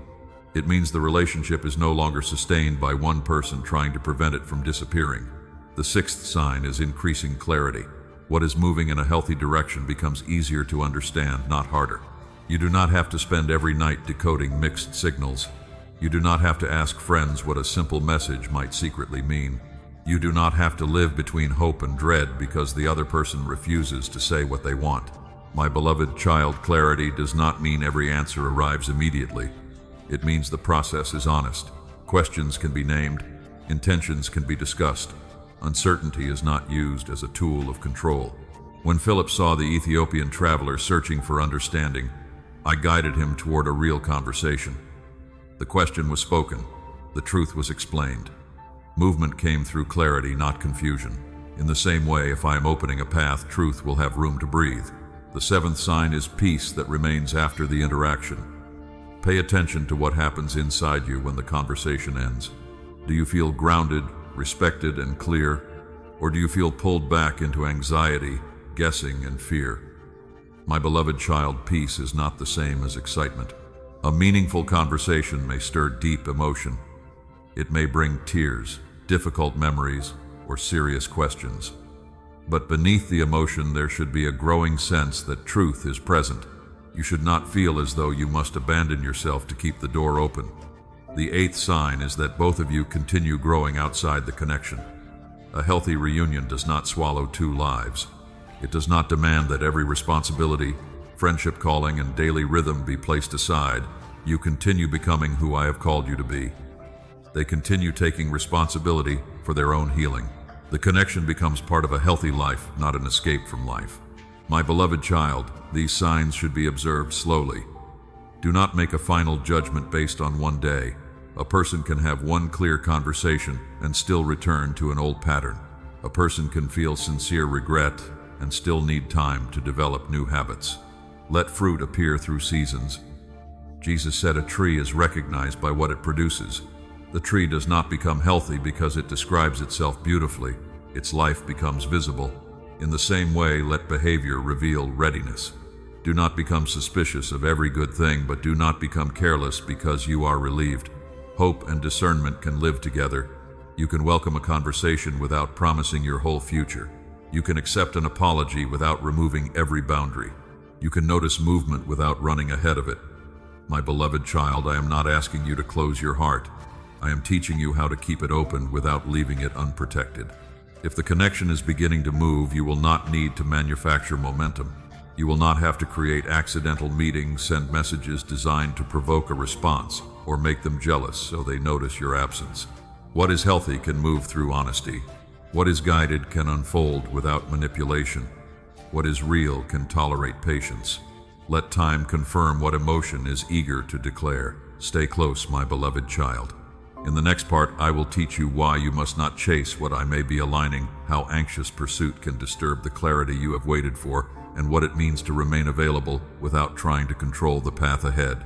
My beloved child, now that healthy movement is becoming visible, resist the urge to push it forward with anxious hands. Do not chase what I may be aligning. Chasing begins when fear says truth will disappear unless you force a response. It makes you believe another message, explanation, or arranged encounter will secure what patience might lose. But what requires pressure to remain close is not yet standing on a healthy foundation. My beloved child, I am not asking you to become cold. I am not asking you to pretend you no longer care. I am asking you to stop turning care into control. There is a difference between being available and being desperate for movement. Availability says, I am open to an honest conversation. Desperation says, I must create the conversation before the opportunity disappears. Availability can wait for clarity. Desperation fills silence with assumptions and action. You once believed that doing nothing meant losing your chance. That belief kept you emotionally busy. You watched, checked, planned, and imagined ways to place yourself back in their awareness. Yet anxiety did not create peace. It only made you more dependent on every small reaction. My beloved child, chasing often begins before the feet move. It begins in the mind. You imagine where they are and whether they have forgotten you. Then you act from the fear created by those thoughts. This is why I have been teaching you to bring your mind back to what is true. You know what has actually happened. You know what has actually been said. You know what behavior has actually been demonstrated. Remain with facts until truth gives you a reason to move. Do not build a future from guesses. Remain still for now. Samuel almost chose the wrong son when he looked only at what appeared impressive. I reminded him that people look at the outward appearance, but I see the heart. My beloved child, you cannot see every heart clearly. You cannot know whether a sudden message comes from loneliness, maturity, guilt, or genuine readiness until time reveals its fruit. So do not rush to name every movement restoration. Let truth breathe. Chasing can also appear spiritual. You may tell yourself that you are following a sign when you are actually following fear. You may call repeated checking discernment. You may call emotional urgency obedience. You may use prayer only to ask me to approve the outcome you have already chosen. But spiritual language does not transform anxiety into wisdom. My beloved child, my guidance does not require you to abandon peace. There may be moments when I lead you to speak. There may be an apology, a simple message, or a truth you need to communicate. Obedience can involve action, but action guided by me feels different from action driven by panic. Guided action is clear. It does not depend on manipulating the response. It allows the other person freedom. It remains at peace even if the answer is not what you hoped. Anxious action demands relief. It sends the message and then watches the screen. It offers kindness while secretly expecting access. It speaks of closure while hoping to reopen the door through emotion. My beloved child, examine the motive before you act. Ask whether you are expressing truth or trying to produce a result. Ask whether you can accept silence without sending another explanation. Ask whether you are honoring their freedom and your own dignity. If peace leaves after the action, wait until your heart becomes quieter. Waiting is not weakness. A seed does not chase the rain. A branch does not pull the season toward itself. Life responds to the order I placed within it. In the same way, what is becoming healthy needs room to develop without being pulled open too soon. My beloved child, chasing can interrupt the evidence you need. If you always initiate, you cannot see whether they will choose to approach. If you always repair the silence, you cannot see whether they have learned to communicate. If you always make the path easy, you cannot see whether they are willing to carry effort of their own. Your restraint creates room for truth to appear. This does not mean playing games. Do not ignore them to create fear. Do not delay a sincere response to make yourself seem powerful. Do not become distant in order to make them chase you. Manipulation is still control, even when it wears the appearance of confidence. My beloved child, true restraint is honest. You respond when a response is appropriate. You speak clearly. You remain kind, but you do not overfunction. You do not perform both sides of the relationship. You do not reward vague effort with complete access. You let each person carry their part. This is how you protect the clarity the separation has produced. You are no longer the person who must prove love by suffering. You do not need to convince someone to recognize your value. You do not need to compete, create jealousy, or advertise what they lost. Live fully because your life belongs to me, not because you hope they are watching. My beloved child, dignity is quiet. It does not announce that it has stopped chasing. It simply returns its energy to what is honest, useful, and alive. Your work, your health, your prayer, your friendships, your calling, your responsibilities, your joy. These are not distractions from love. They are parts of the life healthy love must be able to join. If you abandon them while waiting for one person, you are rebuilding the imbalance I have been healing. Let the connection find its proper place. It should not become the sun around which every thought revolves. I am your center. From that center, you can care without losing direction. You can remember without living in the past. You can hope without demanding. You can receive movement without becoming consumed by it. My beloved child, what I align will not need deception to come together. It will not require you to become smaller, louder, more mysterious, or less truthful than you are. The right movement may still require courage. It may involve uncomfortable conversations, patient rebuilding, and difficult decisions, but it will not require you to betray peace in order to keep it alive. Do not chase what must choose you freely. Do not carry what must become mutual. Do not force a door that needs to open through truth. Stand where I have placed you. Keep becoming healthy. Let them show whether awakening becomes action. Let time show whether action becomes consistency. Let consistency show whether the connection can carry responsibility. My beloved child, you are not missing your future by refusing to panic. You are protecting it. And while you remain grounded, movement can happen beyond what you can see. Conversations can become possible. Circumstances can shift. Hearts can soften. Paths can cross without your manipulation. Stay close, my beloved child. In the next part, I will show you how I quietly open the right doors. why true opportunities often arrive without emotional chaos, and how to recognize an opening without rushing through it before peace confirms the way. My beloved child, while you remain grounded and refuse to force the path, I am quietly opening the doors that truth can safely enter. Some doors open first inside a heart before they open in a conversation. Some paths become possible through changes in understanding, responsibility, and courage, long before two people stand in the same place again. You have been looking for visible evidence. I have been arranging what visible evidence will need in order to carry peace. My beloved child, I do not open every door simply because you desire it. A door can lead back into an old pattern. A conversation can awaken feelings without producing change. A reunion can feel beautiful for one evening and still recreate the same confusion the next week. I do not only ask whether the opportunity can appear, I ask whether both people can enter it honestly. This is why the right doors often open more quietly than you expected. There may be a simple message, a familiar name appearing in an ordinary conversation, an unexpected opportunity to speak without pressure, a circumstance that brings two paths near each other without either person having to manufacture the moment. My beloved child, quiet openings are easy to miss when the heart expects a spectacle. You may have imagined a grand apology, a sudden confession, or an emotional return that removes every question at once. But healthy restoration often begins smaller. A respectful greeting, a clear question, a willingness to listen, a conversation that does not rush toward promises. They give truth room to breathe. When I led Elijah out of fear, my voice was not found in the wind, the earthquake, or the fire. It came with a gentle quietness that required him to listen closely. In the same way, the door I open may not arrive with emotional thunder. It may arrive with enough peace for you to notice that panic is no longer leading either heart.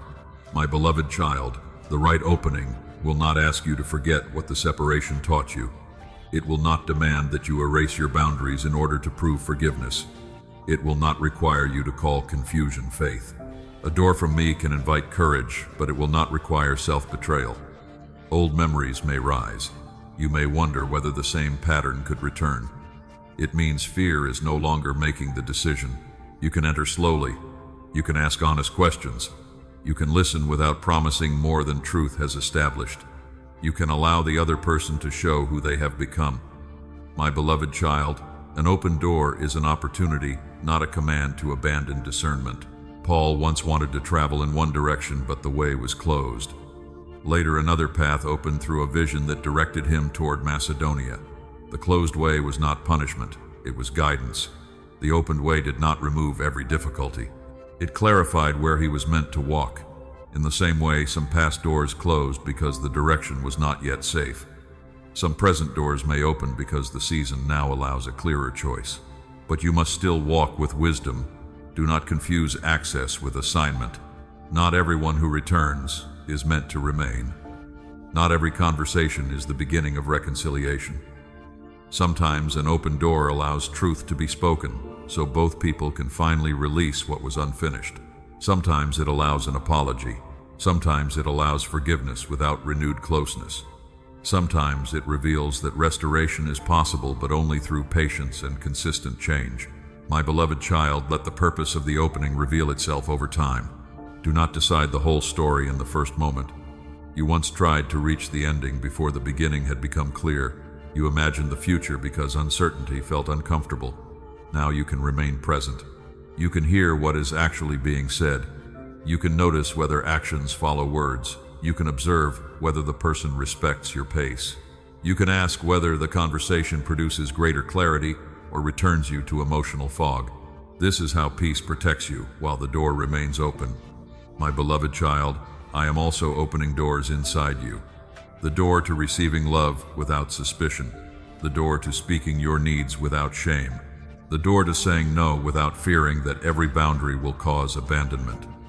The door to believing that another person's choice cannot reduce your worth. These openings matter as much as any external reunion.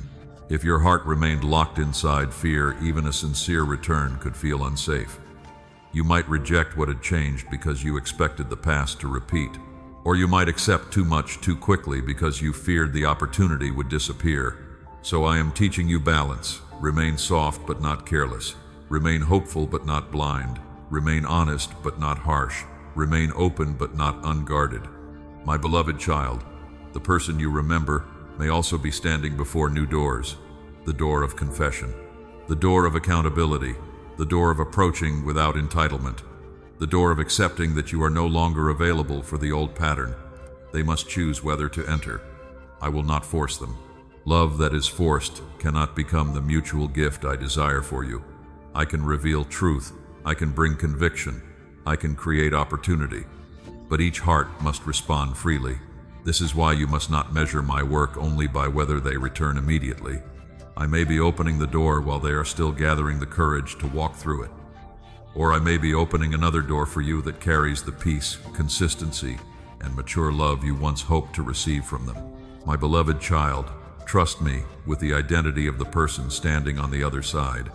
Do not love one outcome more than you love truth. If I restore this connection, let restoration be built on changed character. If I lead you elsewhere, do not call that second best. My wisdom is not limited to the story you already know. The right door will align with the person you are becoming. It will honor your healing. It will make room for mutual effort. It will not ask you to carry both hearts. And it will become clearer through time, not more confusing. My beloved child, there are movements happening now that you cannot yet trace. A conversation is becoming possible. A heart is becoming honest. A circumstance is shifting. A moment of courage is being prepared. You do not need to arrange these things. Your role is to remain attentive, peaceful, and willing to respond when truth becomes visible. Do not stand before every closed door begging. Do not rush through every open one. I know which openings lead toward healing and which ones lead back into familiar pain. Stay close, my beloved child. In the next part, I will show you what they are finally beginning to understand about the love, patience, and peace you gave them, and why recognition becomes meaningful only when it changes the way they are willing to treat you. My beloved child, they are finally beginning to understand what you gave them. They noticed the comfort, but not the cost. They felt the peace, but they did not fully consider how much courage it took for you to remain gentle after being hurt. They received your patience without seeing the strength beneath it. The meaning is becoming clearer. They are beginning to understand that your love was not casual attention. It was presence. It was the way you listened when their words came slowly. It was the way you remembered what mattered to them. It was the way you offered truth without making them feel small. My beloved child, they once thought these things were ordinary because you gave them naturally. People often overlook what is steady because it does not demand applause, but quiet faithfulness can become invisible until it is no longer available. Then absence teaches what familiarity concealed. This person is beginning to recognize that you gave them emotional safety. You did not require perfection before offering care. You did not use every mistake as a weapon. You allowed them to speak without turning their weakness into a future argument. Now they understand that safety is not common.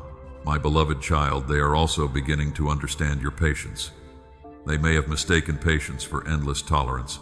They thought because you understood their wounds, you would always accept the behavior those wounds produced. But patience was never permission for carelessness. You waited because you hoped truth would grow. You forgave because you believed people could change. Yet even patient love has boundaries. Now they are seeing that your patience was a gift, not a debt you owed them. They are beginning to understand your loyalty too. You stayed emotionally present during moments when they were difficult to reach. You prayed when you had no guarantee that the relationship would continue.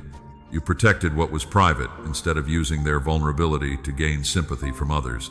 My beloved child, loyalty like that leaves a mark. It does not mean you were perfect, but even inside your imperfection there was sincerity. You were trying to love, not to win. They are beginning to see the difference. My beloved child, these details are returning to them now. A sentence they once ignored has gained new meaning. A small sacrifice they barely noticed now feels weighty. A moment when you chose gentleness instead of retaliation is becoming difficult to forget. They are realizing that what you gave was not merely affection. You gave them a different experience of love. Consider Mephibosheth when David invited him to the table. He came expecting judgment because of the history attached to his family. Instead, he received kindness, dignity, and a place he did not believe was available to him. In a quieter way, your care gave this person a place where they did not have to live under every old label. You saw more than their defenses. You saw the person beneath the fear. You treated them as though their wounds were real but not final. My beloved child, that kind of vision can awaken a person long after the moment has passed. They are beginning to understand that you gave them hope, not shallow optimism, not promises you could not guarantee. You gave them hope through the way you believed change was possible. You spoke to the part of them that still wanted to become honest, steady, and whole. They may now realize that some choices they made later were influenced by what you first reflected back to them. Perhaps they left an unhealthy situation because they remembered they deserved respect. Perhaps they began speaking more honestly because you once listened without punishment. Perhaps they recognized manipulation because your care had shown them the difference between control and love. My beloved child, you may never see every branch that grew from the seed you planted, but they are beginning to see the roots. This recognition may bring sorrow.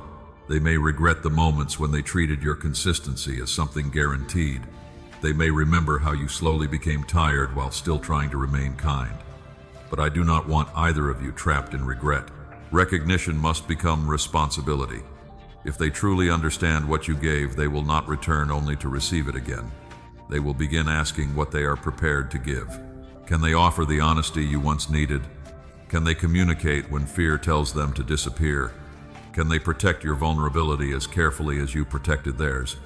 Can they make room for your needs instead of treating love as a place where only their wounds matter?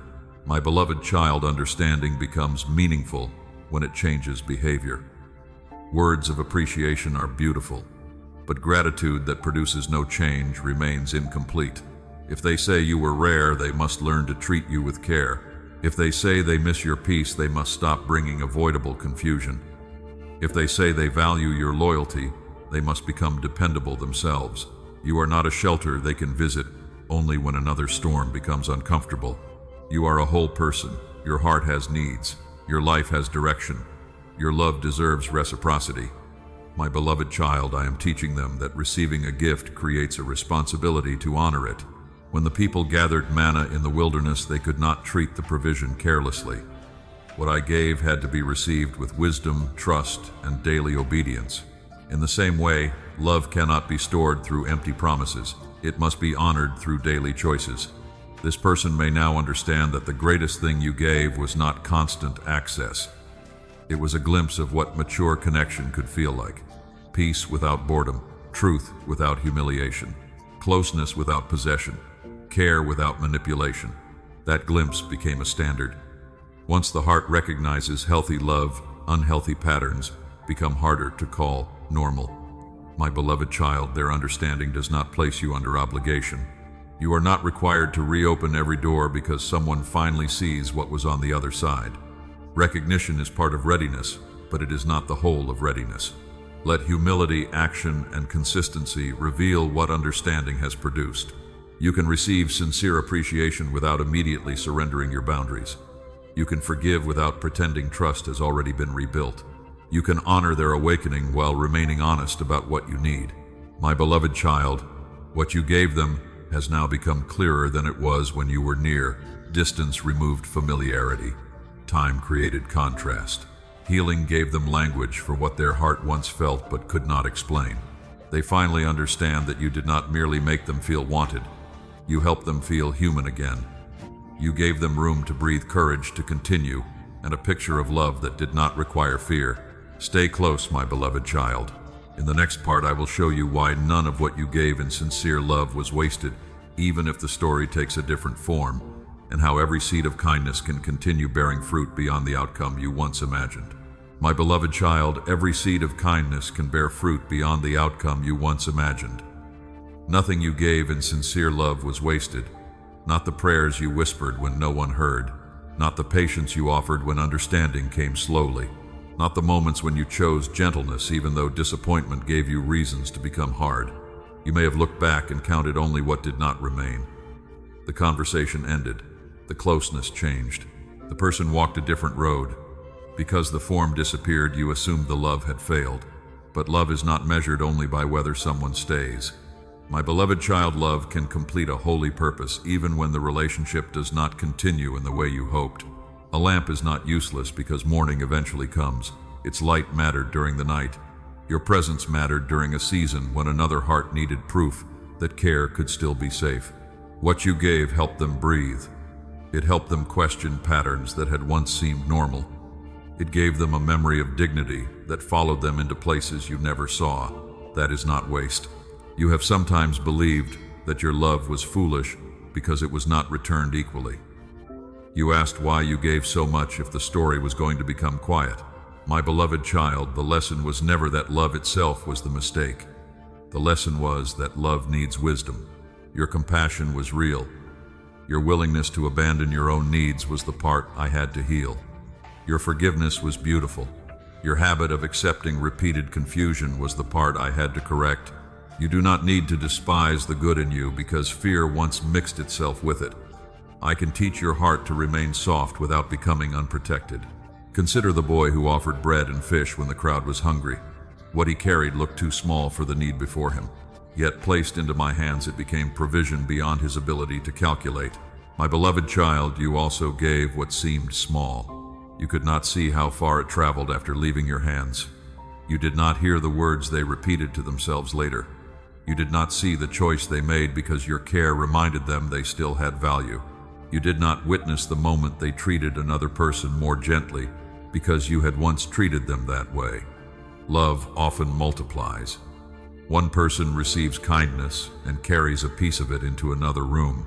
A person who is listened to becomes more willing to listen. The fruit may grow on branches you never touch. My beloved child, this is why I ask you to release the need to receive credit for every good thing that began through you. Heaven saw. I saw the nights when you prayed for their healing even while your own heart hurt. I saw the love that remained sincere even after you accepted that access had to change. Nothing hidden from people was hidden from me. But hear this carefully. Knowing that your love was not wasted does not mean you must keep giving where responsibility is absent. A seed is planted once. The farmer does not keep emptying the entire storehouse into soil that is never tended. Wisdom recognizes when generosity has become self-neglect. My beloved child, you may bless someone and still step back. You may honor what was real and still refuse to repeat what was unhealthy. The value of your past love does not create a permanent obligation to provide more.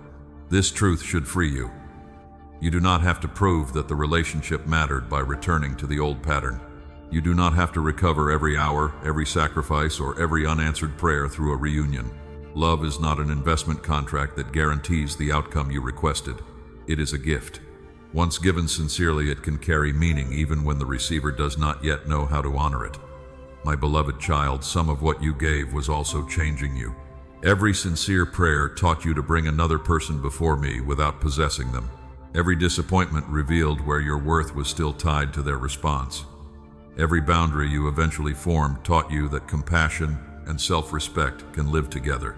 Every season of silence taught you that you could survive without immediate answers. The fruit was not only growing in them, it was growing in you. You learned to distinguish a promise from potential. You learned that a deep feeling does not remove the need for consistent action. You learned that being chosen by someone else cannot replace choosing truth. You learned that peace is not something another person is allowed to control. My beloved child, these lessons are not evidence that you loved the wrong way and lost. They are evidence that I used the entire story to mature your heart. Joseph once told his brothers that what they intended for harm had been turned toward preservation. He did not call their actions good. He recognized that evil did not have the authority to decide the final meaning of his life. In the same way, I do not call every hurt necessary or every choice acceptable, but I can redeem what happened. I can use disappointment to sharpen wisdom. I can use absence to restore identity. I can use a broken expectation to clear space for healthier love. My beloved child, redemption does not always mean restoring the exact form that was lost. Sometimes I restore a relationship with new character. Sometimes I restore peace without restoring access. Sometimes I lead both people into separate futures where the lesson continues, bearing fruit. Do not limit redemption to one ending. Trust me enough to recognize goodness in whatever truth reveals. If this person returns with humility, consistency, and a willingness to rebuild what you gave before, can become part of a stronger foundation. If they do not return, your love still mattered. It still became part of the person you are now able to be. My beloved child, you are not empty because you gave.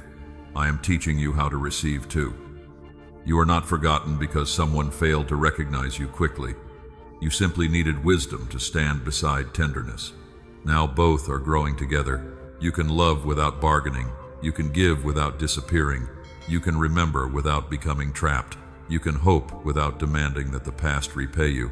This is freedom, and from freedom, any future meeting can begin differently. No one has to force the old story back into motion. No one has to create urgency, prove worth, or manufacture an emotional scene. What is ready can approach simply. What is honest can speak plainly. What has matured can move without the confusion that once surrounded it. Stay close, my beloved child. In the next part, I will show you how a genuine reunion may begin naturally, why the first movement may look smaller than you expect, and how peace will help you recognize whether two changed hearts are truly meeting or merely repeating an old memory. My beloved child, when a genuine reunion begins, it will not need to announce itself with noise. It may begin with something simple, a message that feels respectful, a conversation that starts without pressure, a meeting that comes together naturally, without either person arranging a scene or trying to control the meaning before the moment has time to breathe. You may be surprised by how ordinary it looks, but healthy beginnings still often move more quietly. They do not need to overwhelm you in order to be real. My beloved child, the first sign of a natural reunion is that neither person has to abandon peace to make it happen. You do not have to chase. They do not have to hide.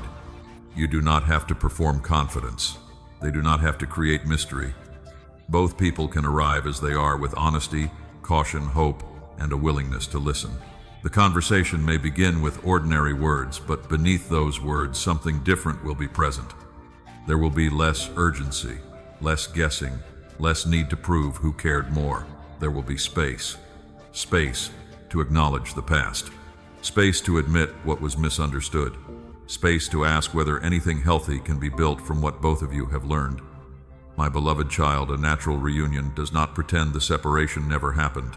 It does not rush back toward the old closeness because the familiar feeling returns. It allows the distance to speak. It allows the lessons to remain in the room. It allows both people to say, we cannot continue in the same way. This honesty may feel less romantic than a grand return, but it is far more valuable. Emotion can open a door. Truth decides whether the room is safe. Think of Jacob meeting Esau after years of distance. Jacob approached with fear because he remembered the harm, the conflict, and the consequences of the past. Yet the meeting did not unfold exactly as he had imagined. There was emotion, but there was also humility, acknowledgement, and a new way of standing before each other. My beloved child, a restored meeting can carry tenderness without erasing history. You may feel warmth. You may remember why the connection mattered. You may also feel caution. That caution is not failure. It is wisdom asking you to remain present instead of surrendering everything to one emotional moment. Let the meeting be what it is. Do not force it to become a promise. Do not ask one conversation to answer every question. Do not decide within the first hour that the entire future has been restored. A healthy reunion can tolerate slow movement. It does not collapse because you need time. It does not punish you for asking questions. It does not demand immediate trust as proof that you have forgiven. My beloved child, if they have truly grown, they will understand why your heart moves carefully. They will not call your boundaries bitterness. They will not treat your discernment as rejection. They will know that closeness must be rebuilt through what happens after the reunion, not merely through the feeling inside it. This is where many people become confused. They mistake familiarity for transformation. The voice sounds the same. The smile awakens old tenderness. The conversation flows easily. So they assume everything has changed. But familiarity only proves that a bond existed. Transformation is shown by what both people now do differently. My beloved child, observe whether the person can remain honest after the warmth settles. Observe whether they continue communicating when the conversation becomes difficult. Observe whether they ask about your experience instead of focusing only on their regret. Observe whether they make room for your needs, your pace, and your truth. A natural reunion becomes healthy through mutual care. You are not there to rescue them from guilt. They are not there to rescue you from loneliness. You are meeting to discover whether two people who have grown can now create something more honest than what existed before. This requires freedom. Either person must be allowed to say that more time is needed.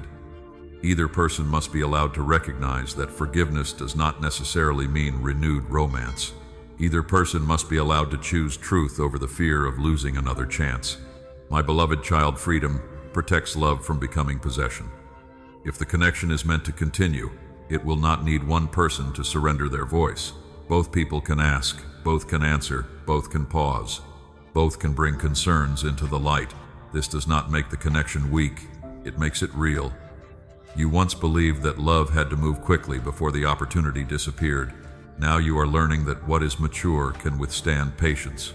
A tree planted beside water does not produce its fruit by being pulled upward. It grows because its roots are receiving what they need. In the same way, a renewed connection needs roots: honesty, consistency, respect, shared effort, prayer, the willingness to repair misunderstandings before they become walls. My beloved child, let these roots grow before you celebrate the fruit. The reunion may also reveal that both of you have changed in unexpected ways. You may discover that some things you once desired no longer fit the person you have become.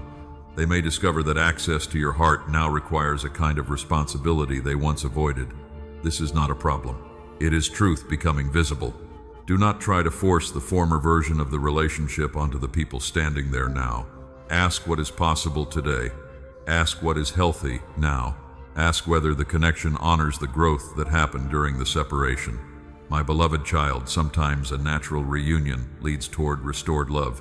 Sometimes it leads toward a sincere apology and peaceful closure. Sometimes it opens a period of slow rebuilding before either person knows what final form the relationship will take. Do not call one outcome holy and the other's failure. My purpose is truth healing and mature love. If restoration serves those things, receive it with gratitude and wisdom. If release serves them, receive that with courage. You do not need to decide the ending before the beginning has spoken clearly.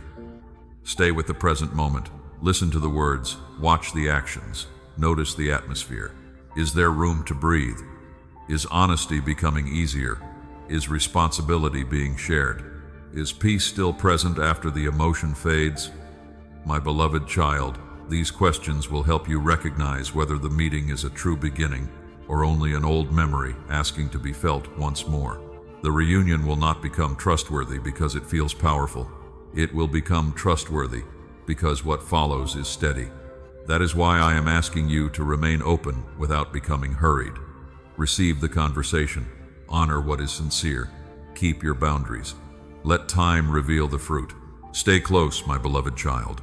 In the next part, I will show you why peace and consistency are the clearest signs of what is real, how to distinguish temporary emotion from lasting change, and why a mature connection becomes safer with time instead of more confusing. My beloved child, after the warmth of reunion settles, you will know what is real by the peace that remains and the consistency that follows. A conversation can move the heart, an apology can bring tears, a familiar voice can awaken quiet memories. But emotion alone cannot tell you whether the connection is ready to become healthy. You must watch what happens after the moment. My beloved child, peace is not simply feeling calm because you finally heard what you wanted to hear. Temporary relief can feel like peace at first. When uncertainty pauses, the body relaxes, hope rises. The mind may build a future before truth speaks. That is why you must wait. Real peace grows clearer as time passes. It does not depend on constant reassurance. It does not disappear every time a message takes longer than expected. It does not require you to ignore questions in order to protect the connection. Peace allows honest questions. Peace can hear an uncomfortable answer. Peace does not demand that you silence your discernment because you are afraid of losing another chance. My beloved child, consistency is what gives peace a place to live. One kind message is meaningful. A pattern of kindness is trustworthy.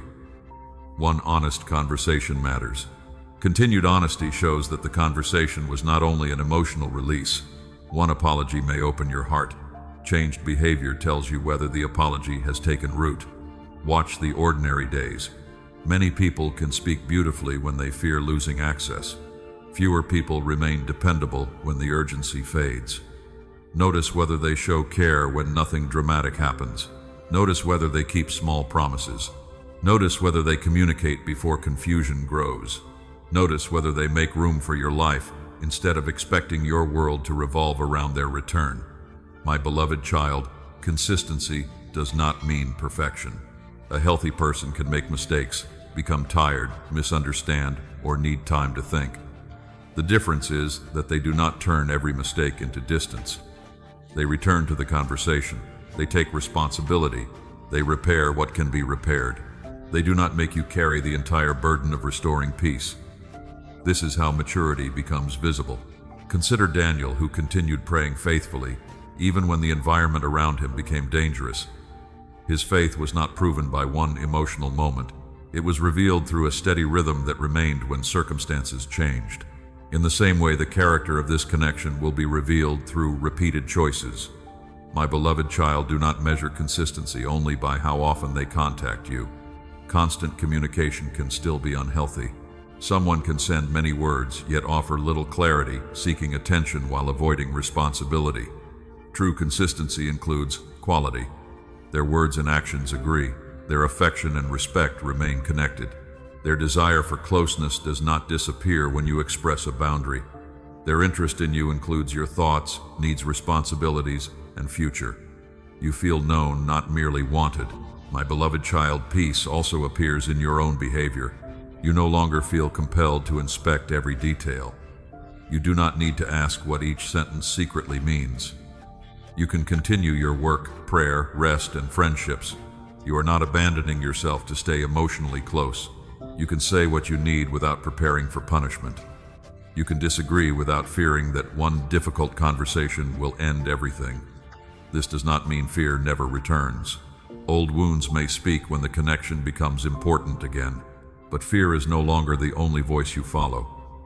You bring it to me. Examine what is true. Communicate instead of imagining, and wait for evidence. My beloved child, this is what healing looks like inside a relationship. Not the absence of every trigger, the presence of new responses. You will also know by whether peace is mutual. You should not be the only person creating emotional safety. They must learn to bring calmness, honesty, and responsibility into the space too. When you are tired, can they listen? When you are uncertain, can they respond without becoming defensive? When you need time, can they respect it without creating guilt? When they make a mistake, can they acknowledge it without turning the conversation back toward their own discomfort? Mutual peace does not require identical feelings. It means both people protect the relationship from unnecessary harm. Consistency must also survive boundaries. Someone may appear loving while receiving everything they want. The deeper test comes when you say no, when you ask to move slowly, when you refuse to ignore the past, when you explain that trust must be rebuilt. A person who has truly changed will not enjoy every boundary, but they will respect your right to have one. They may feel disappointed and need time to process, but they will not punish you with silence, threats, guilt, or confusion. Love that is becoming mature can tolerate limits. My beloved child, pay attention to whether the connection becomes safer with time. Unhealthy patterns usually create increasing confusion. You begin with hope, then slowly lose clarity. You make more excuses. You feel more anxious. You become less like yourself. Healthy movement produces the opposite. Questions receive answers. Promises become visible through action. Both people become freer to speak. The connection begins to support your life rather than consume it. You do not have to shrink to keep it. My beloved child, peace does not mean there will be no difficult work. Rebuilding trust may require tears. Honest conversations may uncover pain both of you would rather avoid. Forgiveness may happen before comfort fully returns. But even inside the difficulty, there will be a sense of direction. Both people will be carrying the work. The relationship will not remain trapped in endless uncertainty. This is the peace I want for you.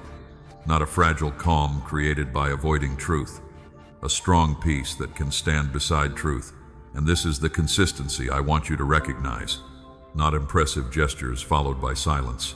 Steady care that remains after the excitement passes. My beloved child, let time become your friend. You need not decide everything today. You do not need to reward one good moment with complete trust. You can receive what is sincere and continue observing. Let weeks reveal what hours cannot. Let ordinary choices confirm what emotional words began. Let shared responsibility show whether the reunion carries a new foundation. If peace deepens and consistency remains, you will not need to convince yourself that the connection is different. The difference will become visible. You will feel less confused. They will become more accountable. Both of you will be able to grow without using the relationship as an escape. My beloved child, this is when love begins to carry more than personal longing. It becomes a place where healing produces fruit. It becomes a place where two people learn to serve, strengthen, and protect what is good in each other. Stay close, my beloved child.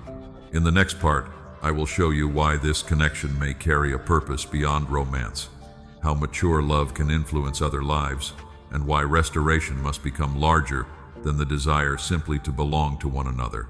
My beloved child, when peace deepens and consistency becomes visible, love begins to carry a purpose larger than the comfort of being chosen. This connection was never meant to become a private world where two people disappear from everything else. Mature love should help both lives become more honest, more useful, more compassionate, and more faithful. It should strengthen the way you walk in your calling. My beloved child, you once focused mainly on whether this person would return, whether they would understand your value, and whether the story would finally become what you hoped. Those questions were natural, but I have been widening your vision. I want you to ask what kind of people both of you are becoming through this journey. A connection with purpose does more than satisfy longing. It teaches two people how to create peace where fear once lived.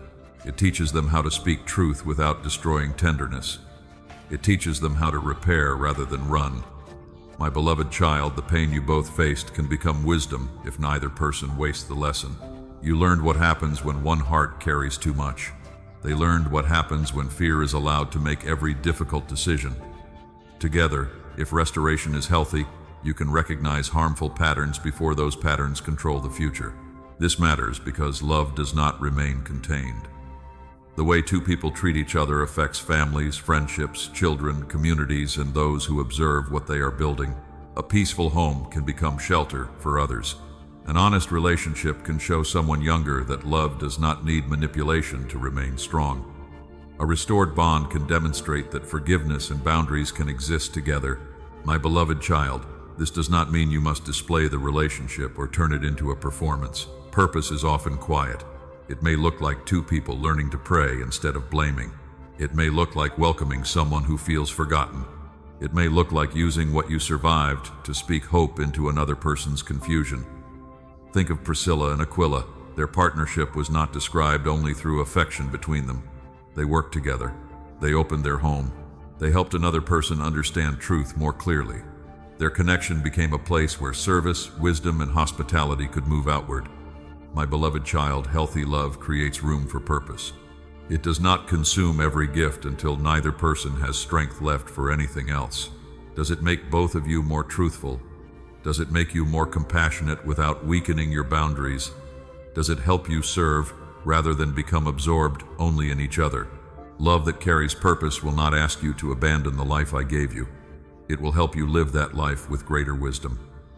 My beloved child, the purpose may also include breaking old family patterns. Perhaps one or both of you learned that conflict should be avoided until resentment becomes heavy. Perhaps affection in your past came with control, criticism, or emotional absence. Perhaps apologies were rare and vulnerability was treated as weakness. If both of you choose healing, the connection can become a place where those patterns stop. You can learn to speak before silence hardens. You can disagree without threatening abandonment. You can apologize without defending every intention. You can create a different emotional inheritance for those who come after you. But sacred work is not easy simply because it has purpose. That is why purpose cannot replace daily character. You cannot say the connection has a calling while ignoring dishonesty, disrespect, or repeated instability. A meaningful purpose never excuses harmful behavior. My beloved child, purpose must be supported by truth. If the relationship is restored, both people must keep choosing the habits that make the purpose possible: honest conversation, shared responsibility, respect for each person's limits, the courage to ask for help when old wounds become difficult to manage alone. Love does not become holy because two people use spiritual words. It becomes healthy when those words are supported by choices. My beloved child, this connection may also carry purpose through the way it teaches you to receive. You have spent much of your life giving. You noticed needs quickly. You offered support before others asked.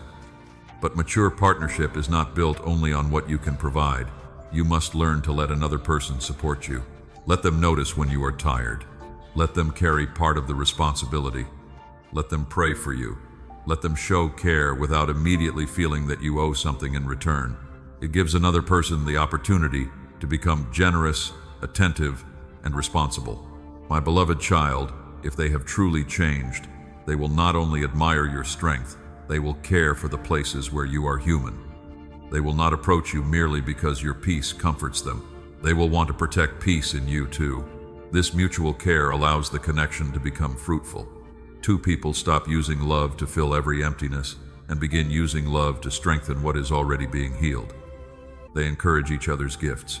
They speak courage when one person becomes discouraged. They remind each other of truth without becoming controlling. My beloved child, purpose beyond romance also means accepting that the relationship itself cannot become your God. No person can carry the weight of being your entire source of identity, peace, direction, and belonging. When you ask another human heart to become what only I can be, love becomes burdened by impossible expectations. Keep me at the center, then you can love them freely. You can appreciate their presence without worshiping it. You can value the connection without becoming terrified that its loss would destroy your life. This is the freedom mature love needs. My beloved child, do not assume that purpose guarantees one particular outcome.